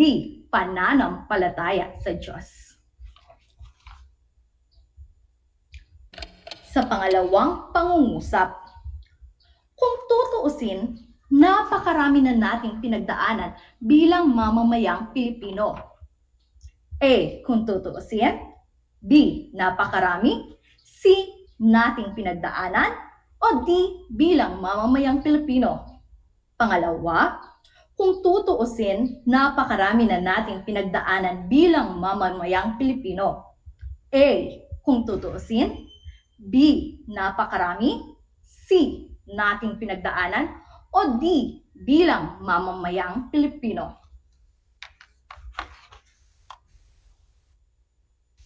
Sa ikatlong bilang. Ngunit mananatili pa rin tayong matatag kagaya ng punong kawayan na yumuyukod kapag may bagyo, ngunit tumatayo muli at hindi nababali. A. Ngunit mananatili. B. Tayong matatag. C. Kagaya ng. O D. Hindi nababali. Muli sa ikatlong bilang. Ngunit mananatili pa rin tayong matatag kagaya ng punong kawayan na yumuyukod kapag may bagyo, ngunit tumatayong muli at hindi nababali. A. Ngunit mananatili. B. Tayong matatag. C. Kagaya ng. D. Hindi nababali.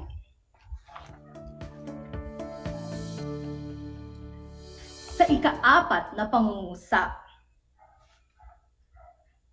Bagamat mahirap ay sinisikap nating pagaanin ang buhay.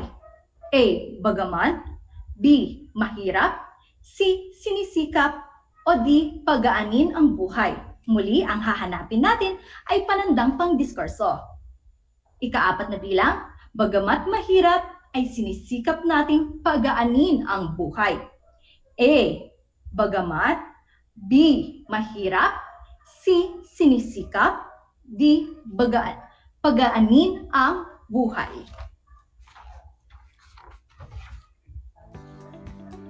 Ikalima at huling bilang.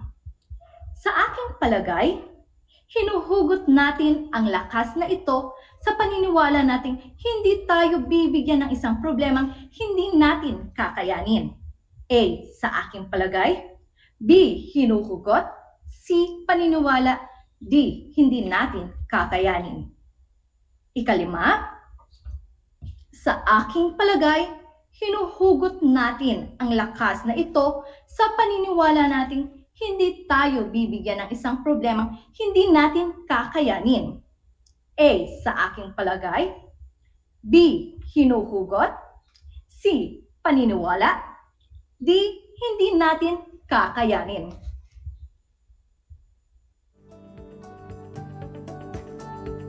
Ngayon, atin nang talakayin ang inyong sagot.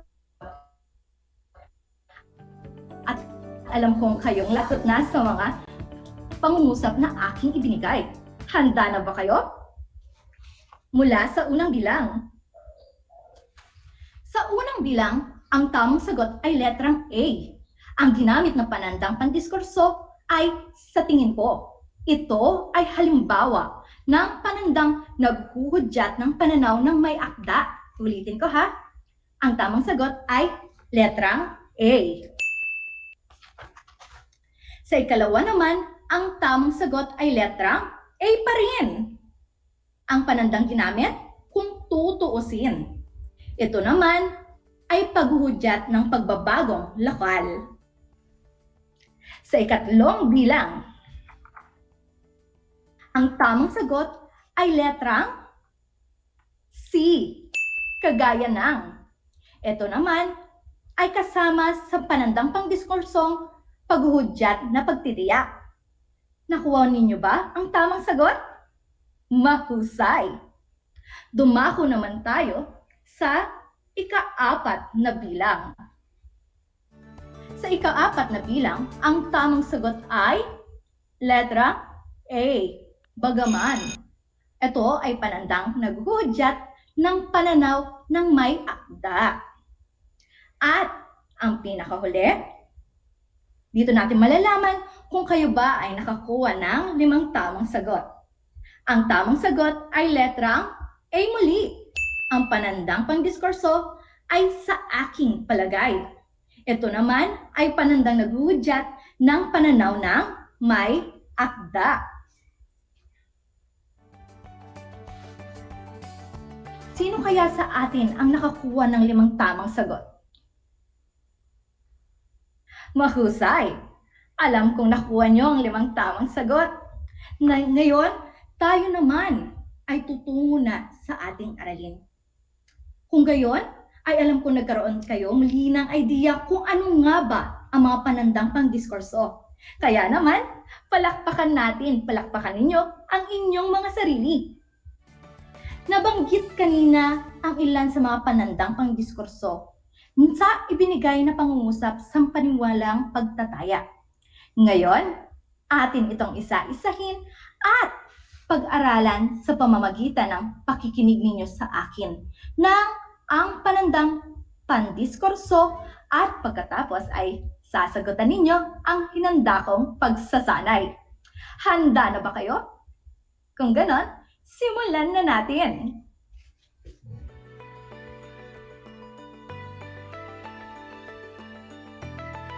Ang panandang pangdiskurso ay nakatutulong sa pagbibigay linaw at ayos ng pahayag ang paggamit ng panandang pangdiskurso. Maaaring ang pananda ay maghudyat ng pagkakasunod-sunod na mga pangyayari o di kaya ay maghimaton tungkol sa pagkakabuo ng diskurso. Maliban dito, ginagamit din ang mga ito upang ipakita ang pagbabago ng paksa, pagtitiyak, pagbibigay halimbawa, opinyon, at paglalahad. Ang panandang pandiskurso ay ginagamit natin sa ating panulat, lalo na kung nais natin ipakita ang pagbabago ng paksa, pagtitiyak, pagbibigay opinyon, pagbibigay halimbawa, at paglalahad.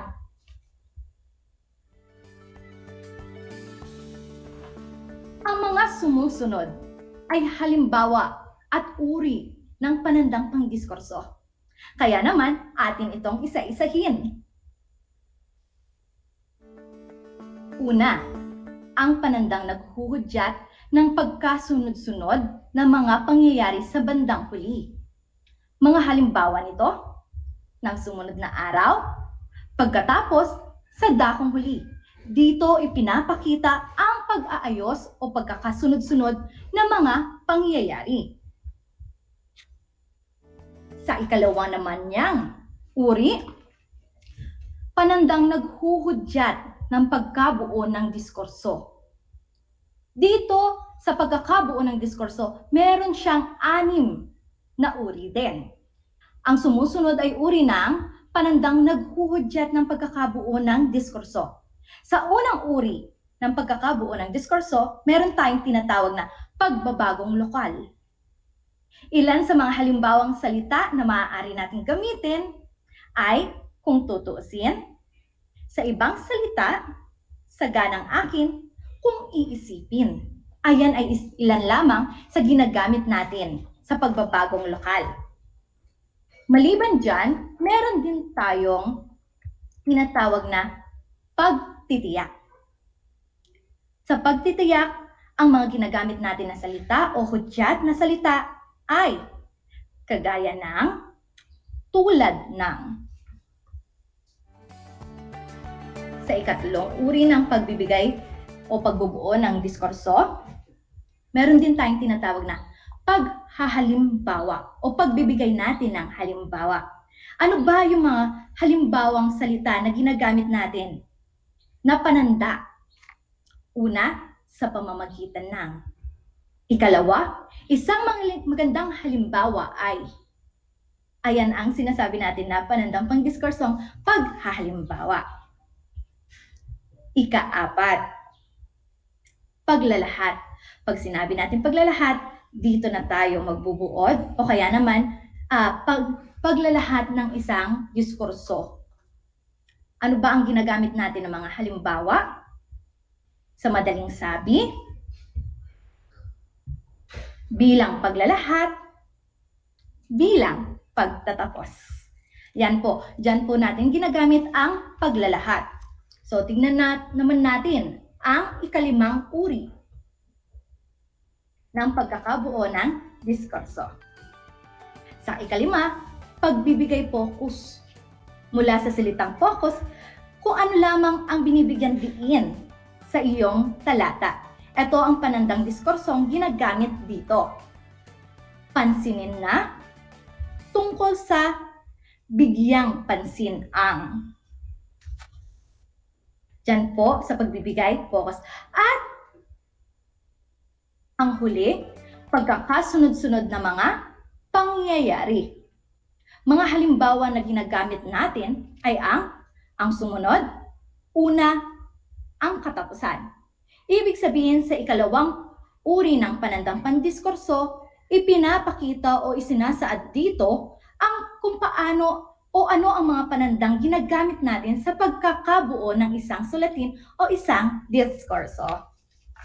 Tungo na tayo sa ikatlong uri ng panandang pandiskurso.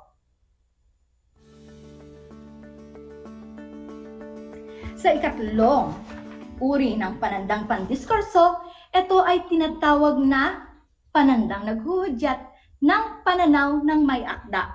Ibig sabihin kung ano ang opinyon, kuro-kuro o nasa isip ng may akda o sumulat ng isang talata? Ano ang kadalasan niyang ginagamit? Halimbawa natin, kung ako ang tatanungin, sa aking palagay, kaya lamang, sa tingin ko, bagaman. Yan po ang tatlong uri ng panandang pangdiskurso na ginagamit natin sa ating mga sulatin. Sabi nga kanina, maaaring natatandaan nyo na sila o maaaring ngayon pa lang pumapasok sa ating kaisipan ang mga salitang ito. Ginagamit natin ito sa pang-araw-araw din natin pananalita. Ngayon, ulitin natin, ano ba ang mga tatlo o ano ba ang tatlong panandang pangdiskurso natin? Una, panandang naghuhudyat ng pagkakasunod-sunod ng mga pangyayari sa bandang huli. Ikalawa, panandang naghuhudyat ng pagkakabuo ng diskurso. At ang pinakahuli, ang panandang naghuhudyat ng pananaw ng may akda o ng sumulat.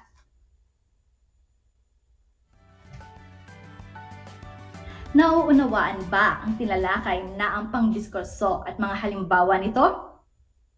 Magaling! Ngayon, sabi nga natin, napakagandang pagnilayan natin ang mga kahalagahan at gamit ng panandang pangdiskurso. Sapagkat, ginagamit natin ang mga panandang pangdiskurso para ipakita ang pagbabago ng paksa, pagtitiyak, pagbibigay halimbawa, opinyon, at paglalahat, lalo na sa ating sulatin. Ito rin ay ginagamit ng mga pananda bilang hudyat sa mga sumusunod na sitwasyon o ayos ng paglalahad natin sa ating mga sinusulat, maging maikling kwento man yan, o kaya alamat, o kaya naman talumpukay.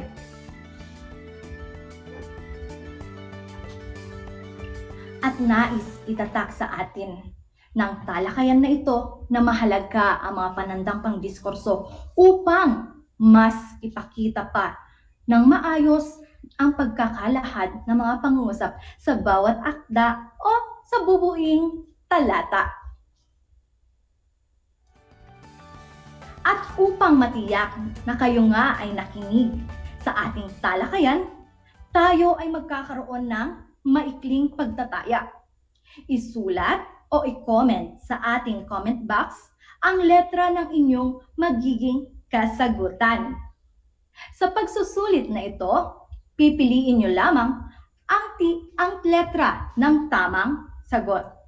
Uulitin ko. Sa pagsusulit na ito, pipiliin nyo lamang ang tamang letra ng sagot. Handa na ba kayo? Alam kong handa na kayo. Sa unang bilang, ito ay nakakatulong sa pagbibigay linaw at ayos ng pahayag na ginagamit kapag pinagsusunod-sunod ang mga pangyayari. A. Pang-ugnay. B. Pangatnig. C. Pang-angkop. D. Panandang pandiskurso. Sa unang bilang, ito ay nakakatulong sa pagbibigay linaw at ayos na ginagamit kapag pinagsusunod-sunod ang mga pangyayari. A. Pang-ugnay. B. Pangatnig. C. Pangangkop. D. Panandang pandiskurso. Ikalawang bilang.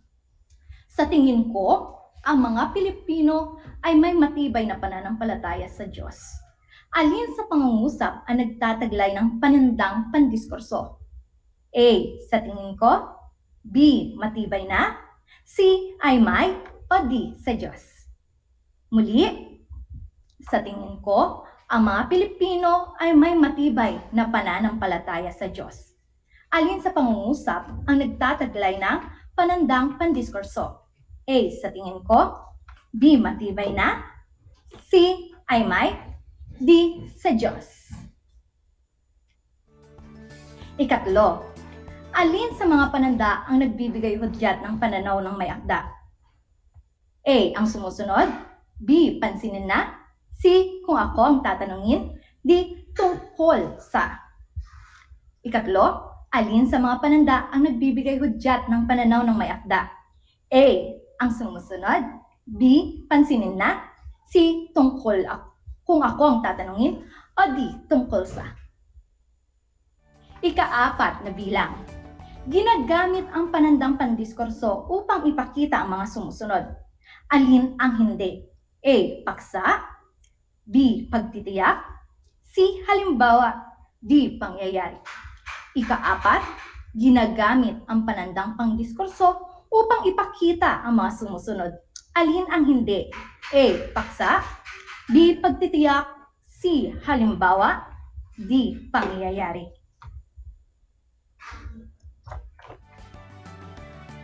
Ika-5 bilang. Pansinin mo ang mga taong matibay ang pananampalataya. Nananatili silang positibo sa buhay. Ang panandang pandiskursong ginamit ay A. Pagtitiyak. B. Pagbibigay focus. C. Pagsusunod-sunod na pangyayari. D. Paglalahad. Pansinin mo ang mga taong matibay ng pananampalataya. Nananatili silang positibo sa buhay. Ang panandang pandiskursong ginamit ay A. Pagtitiyak. B. Pagbibigay focus. C. Pagsusunod-sunod na pangyayari. D. Paglalahad. Atin nang alamin ang kasagutan. Ang sagot sa unang bilang ay letrang D. Sa ikalawang bilang ay A. Sa ikatlong bilang ay C. Sa ika-4 na bilang ay D. At sa ika-5 bilang ay B. Alam kong nakuha nyo ang 5 tamang sagot. Bilang takdang aralin,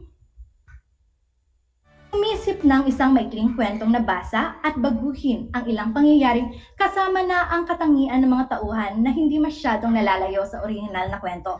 Maaaring ito ay kabaliktarang katangian ng tauhan. Gamitin ito o gamitan ng mga panandang pandiskurso at gamitin ang angkop na pang-ugnay. Isa na namang makabuluhang paksa ang inyong natutunan sa araw na ito. Naway magamit nyo ang inyong natutunan sa pang-araw-araw niyong pakikipagtalastasan. Inaasahan na kayo ay natuto.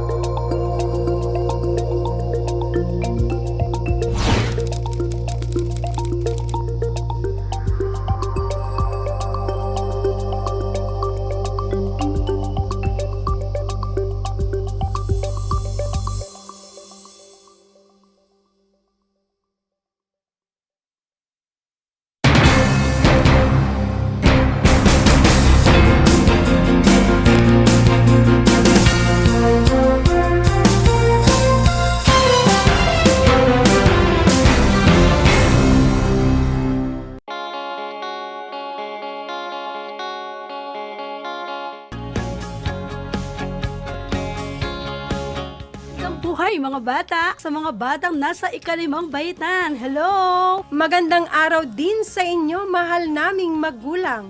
Ito ang Aral TarlakHenyo ng SDO Tarlac Province dito sa RTV Tarlac, Channel 26. At DZTC, Radio Pilipino, Tarlac. Happy learning, grade 4. Welcome to Aral TarlakHenyo here on RTV Tarlac, Channel 26. Simulcast over DZDZ 828, Radio Filipino Tarlac.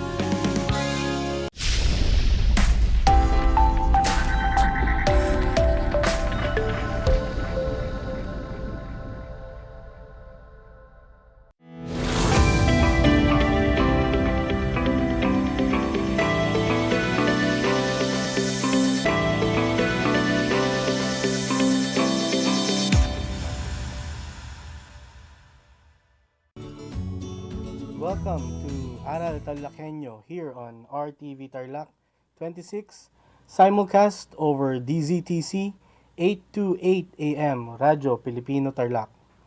I am your resource speaker for today, Attorney Dominic Oswald C. Halili, and I will be discussing child protection policy. Okay. Ang child protection policy po ay napaka-importanting batas. Aside from the fact that the child protection policy provides for the rights of the children as well as the rights and liabilities of the school administrators, and teachers, and also provides for their authority and responsibility. Authority and responsibility po kasi syempre may special parental authority ang mga teachers natin. So aside from that, napaka-importante ng batas na ito kasi dahil sa batas na ito, mapapangalagaan ang well-being ng mga estudyante, ng mga bata. So, the best interest of the child shall be the paramount consideration in all actions and decisions involving children. Palagi po nating iisipin ang makakabuti para sa bata, para sa ating mga estudyante. Sabi nga, the youth are our hope for the future. Yan. Kasi, can you imagine what if the youth themselves have lost their hope because they fall prey to both institutional and social abuse and violence. Pag natutunan nila yan, baka dalhin nila yan sa paglaki or pagtanda nila sa pamilya, sa trabaho, or sa public service, no? Baka lalo nang hindi umunlad ang ating bansa. Ano po? Kung kaya naman napaka-importante na bata pa lamang, dapat ay maprotektahan na ang interest and well-being ng mga bata, ng ating mga mahal na estudyante. Dahil ang kabataan, ang pag-asa ng bayan. However, cliche, no? Totoo po yan. Kung kaya naman, I am urging our teachers, the schools, school administrator, to always think what would be the best for the interest of the child. Yan. So, meron po tayong mga questions dito na akin pong sasagutin patungkol sa child protection policy. Unahin na po natin ang special parental authority. Ano po ba ang ibig sabihin nito? So, gaya po ng nabanggit ko po kanina, no? Special parental authority. This is both a right and liability. Right po siya kasi it provides for the right of the teacher to be in charge of the minor, of the student. Okay? And it is also a liability kasi the school, the school administrator, and the teachers are principally and solidarily liable for the damages caused by the acts and omissions of the minor. Yung parents po, they are merely subsidiarily liable. Hindi naman po ibig sabihin na ang parents hindi na liable, no? In this case, kapag ang student, ang minor child, is under the care and custody, temporary care and custody of the teacher, the school, or the school administrator, subsidiarily liable ang mga magulang. So, hindi po inaalisan ng liability ang mga magulang. Ang simple na lang po, in simple terms, ang ibig lang pong sabihin niyan ay ang mga teachers ang tumatayong pangalawang magulang sa mga bata. Yun po ang ibig sabihin ng Special Parental Authority. Next question po dito. Paano po ba ang tamang pagdisiplina sa mga bata? Yan, magandang katanungan po ito. Meron po tayong method na ginagamit. So, dapat positive and non-violent method o non-violent discipline method. Okay? So, the DEPED Child Protection Policy mandates that school discipline must be administered in a manner consistent with the child's human dignity. So, ayun po, positive and non-violent po dapat ang pagdidisiplina sa ating mga mahal na estudyante. Holistic, constructive, and proactive approach of teaching. Dapat, 'di ba, para mag-develop ng appropriate thinking and behavior ang mga bata. And also to foster self-discipline. And isa pa, we shall not forget na ang mga bata ay full human beings din, kahit na minor lang po sila. They have human rights which must be respected and protected. So, yan po. Ang next question po natin dito, paano po ba makakapag-comply ang mga school sa child protection policy na ito? Ayan po. So, there are certain instructions under the child protection policy, no? Unang-una, the school must adopt a child protection policy. May sariling child protection policy na i-adopt ang school, and this shall be the compliance of this shall be monitored, no? The pupils, students, school personnel, and the parents or guardians must be made aware of the DepEd's child protection policy. So, dapat maikalat po ang child protection policy na ito, mai-discuss sa ating mga guro, pati na sa ating mga sa mga magulang ng mga bata. At pati na rin, of course, sa mga bata. Dapat meron tayong Child Protection Committee. And later on, we will discuss yung composition ng Child Protection Committee. So lastly, the school must conduct a disciplinary proceedings in case of offenses committed by students or pupils. Ayan po. So, mag-proceed po tayo sa composition ng Child Protection Committee. The Child Protection Committee is composed of 6 persons. The school head, siya yung yung chairman. Ang guidance counselor, siya ang yung vice chair. And meron dapat representative from teachers, may representative from parents, meron din po dapat representative from the students, and a representative from the community. So, 6 po ang persons na dapat bumubuo ng Child Protection Committee. Next question. Ano po ba yung mga pinagbabawal under the Child Protection Policy? Meron pong siguro mag-state na lang tayo ng mga 5 o 6 na examples, no? Unahin na po natin yung child abuse. Ang child abuse, may mga iba't ibang forms itong child abuse na ito, no? Either psychological or physical abuse. Pag sinabi po natin na physical abuse, may infliction of physical pain or any violence towards the child or the student. Psychological abuse naman po, yung say for example, a person is instilling to the mind of the student or the minor anything that could hamper the development and progress of the child minor. Another form of child abuse is yung unreasonable deprivation of child's basic needs.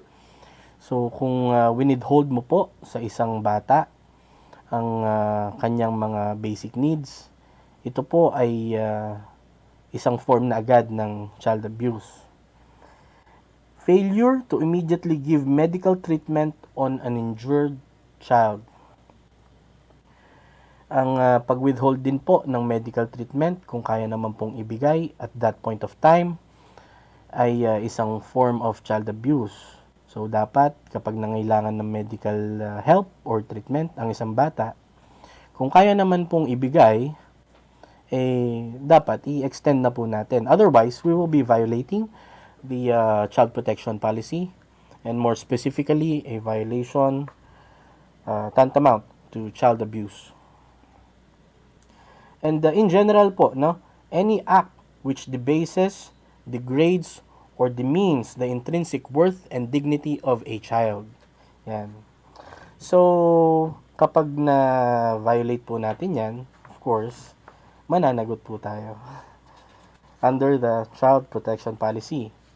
At baka hindi lang po doon dahil meron ding criminal sanction ang child abuse. Another prohibited act under the child protection policy is yung discrimination against children. So, ito, pangkaraniwang nangyayari sa mga students, no? Yung pag-discriminate or pag-exclude ng bata on account of their age, sex, sexual orientation, religion, color, disability, or status. Say for example, may isang estudyante na may pilay, sabihin na lang natin na pilay. Tapos, ang mga classmates niya ayaw siyang samahan o kausapin o kinakantsawan dahil sa kanyang disability o pagiging pilay. Ito po ay form of discrimination. Ayun po. Another prohibited act under the child protection policy is yung child exploitation. Ito po yung paggamit sa bata para sa advantage ng isang tao. There are two forms of child exploitation. Yung sexual exploitation po and economic exploitation. So, example of economic exploitation, ito po yung illegal child labor.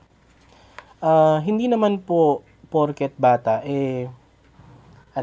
pag involved na siya sa child labor, violation na agad ng child protection policy. Meron naman pong mga legal child labor. Say for example, yung mga batang artista, di po ba? Nagtatrabaho sila by acting. Legal po ito. Although meron nga lang pong certain limitations, like kung ilang oras lang sila pwedeng mag-shoot sa isang araw, at yung standing nila sa school will also be considered. Another violation of the child protection policy is yung violence per se. Violence, any act that results to physical or psychological harm and suffering of a child. Yan. Another prohibited act under the child protection policy yung corporal punishment. Ito yung pagdisiplina sa bata by means of physical force and inflicting pain upon a child, yung using a stick or paddle. This is prohibited because it instills to the mind of the child that in order to solve interpersonal conflict or problems, the use of physical force and inflict pain is necessary. Hindi po dapat maging ganyan ang thinking ng isang bata. Another form of violation under the child protection policy is yung bullying. Yes po, bullying. Peer abuse. Pag sinabi pong peer abuse, student to student, ano po? Peer abuse. Ito yung pang-aabuso ng isang estudyante sa kapwa niya estudyante. Pwedeng physical, pwedeng mental,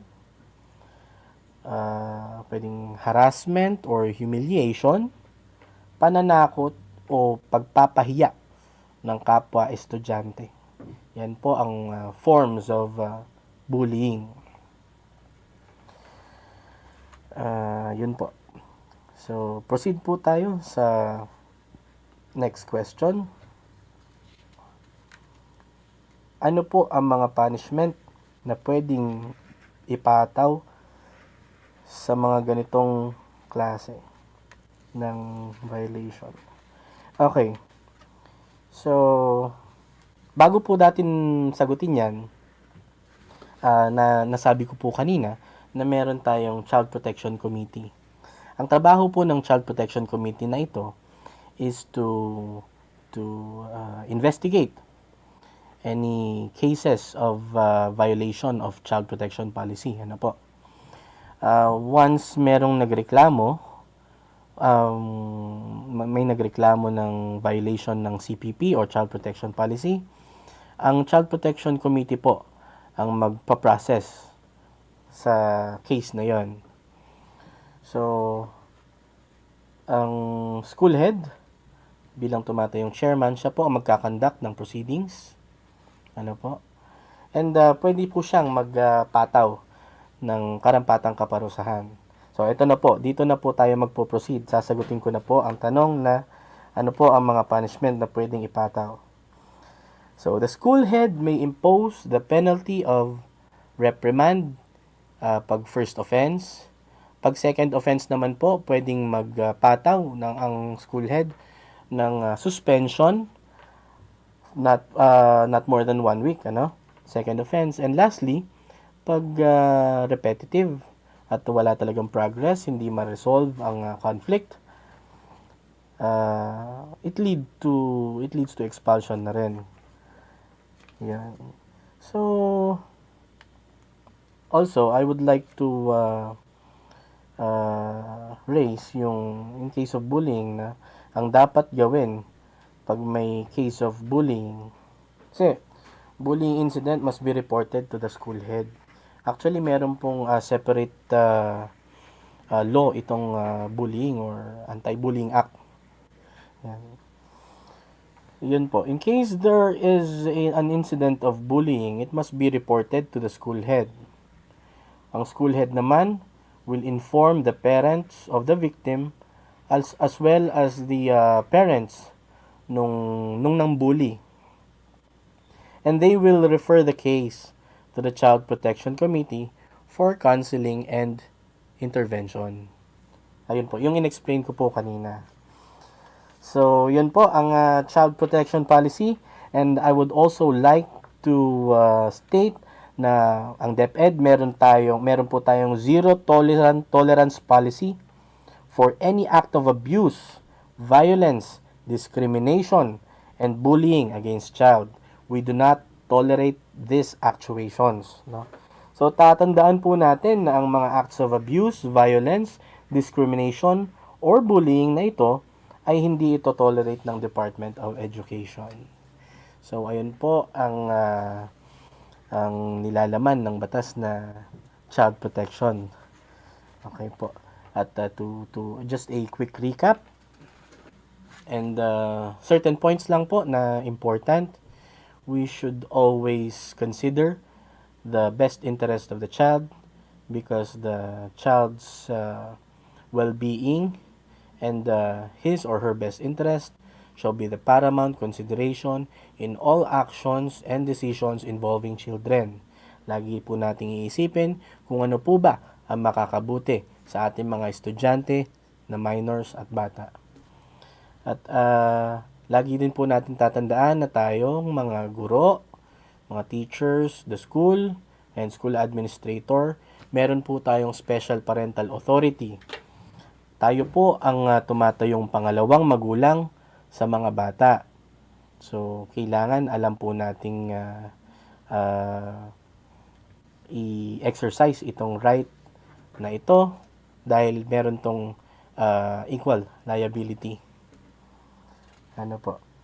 So, yung pong mga punishable acts under the Child Protection Program, yung child abuse, child exploitation, discrimination, corporal punishment, violence, and bullying. As I have discussed this a while ago, iiwasan po natin ito dahil baka tayo ay makasuhan ng violation of child protection policy. Ayun po ang ating discussion for today, the child protection policy. I hope you learned a lot today. I am your resource speaker, Attorney Dominic Oswald C. Halili. And until next time, sana marami po kayong natutunan. Thank you and good afternoon sa ating lahat.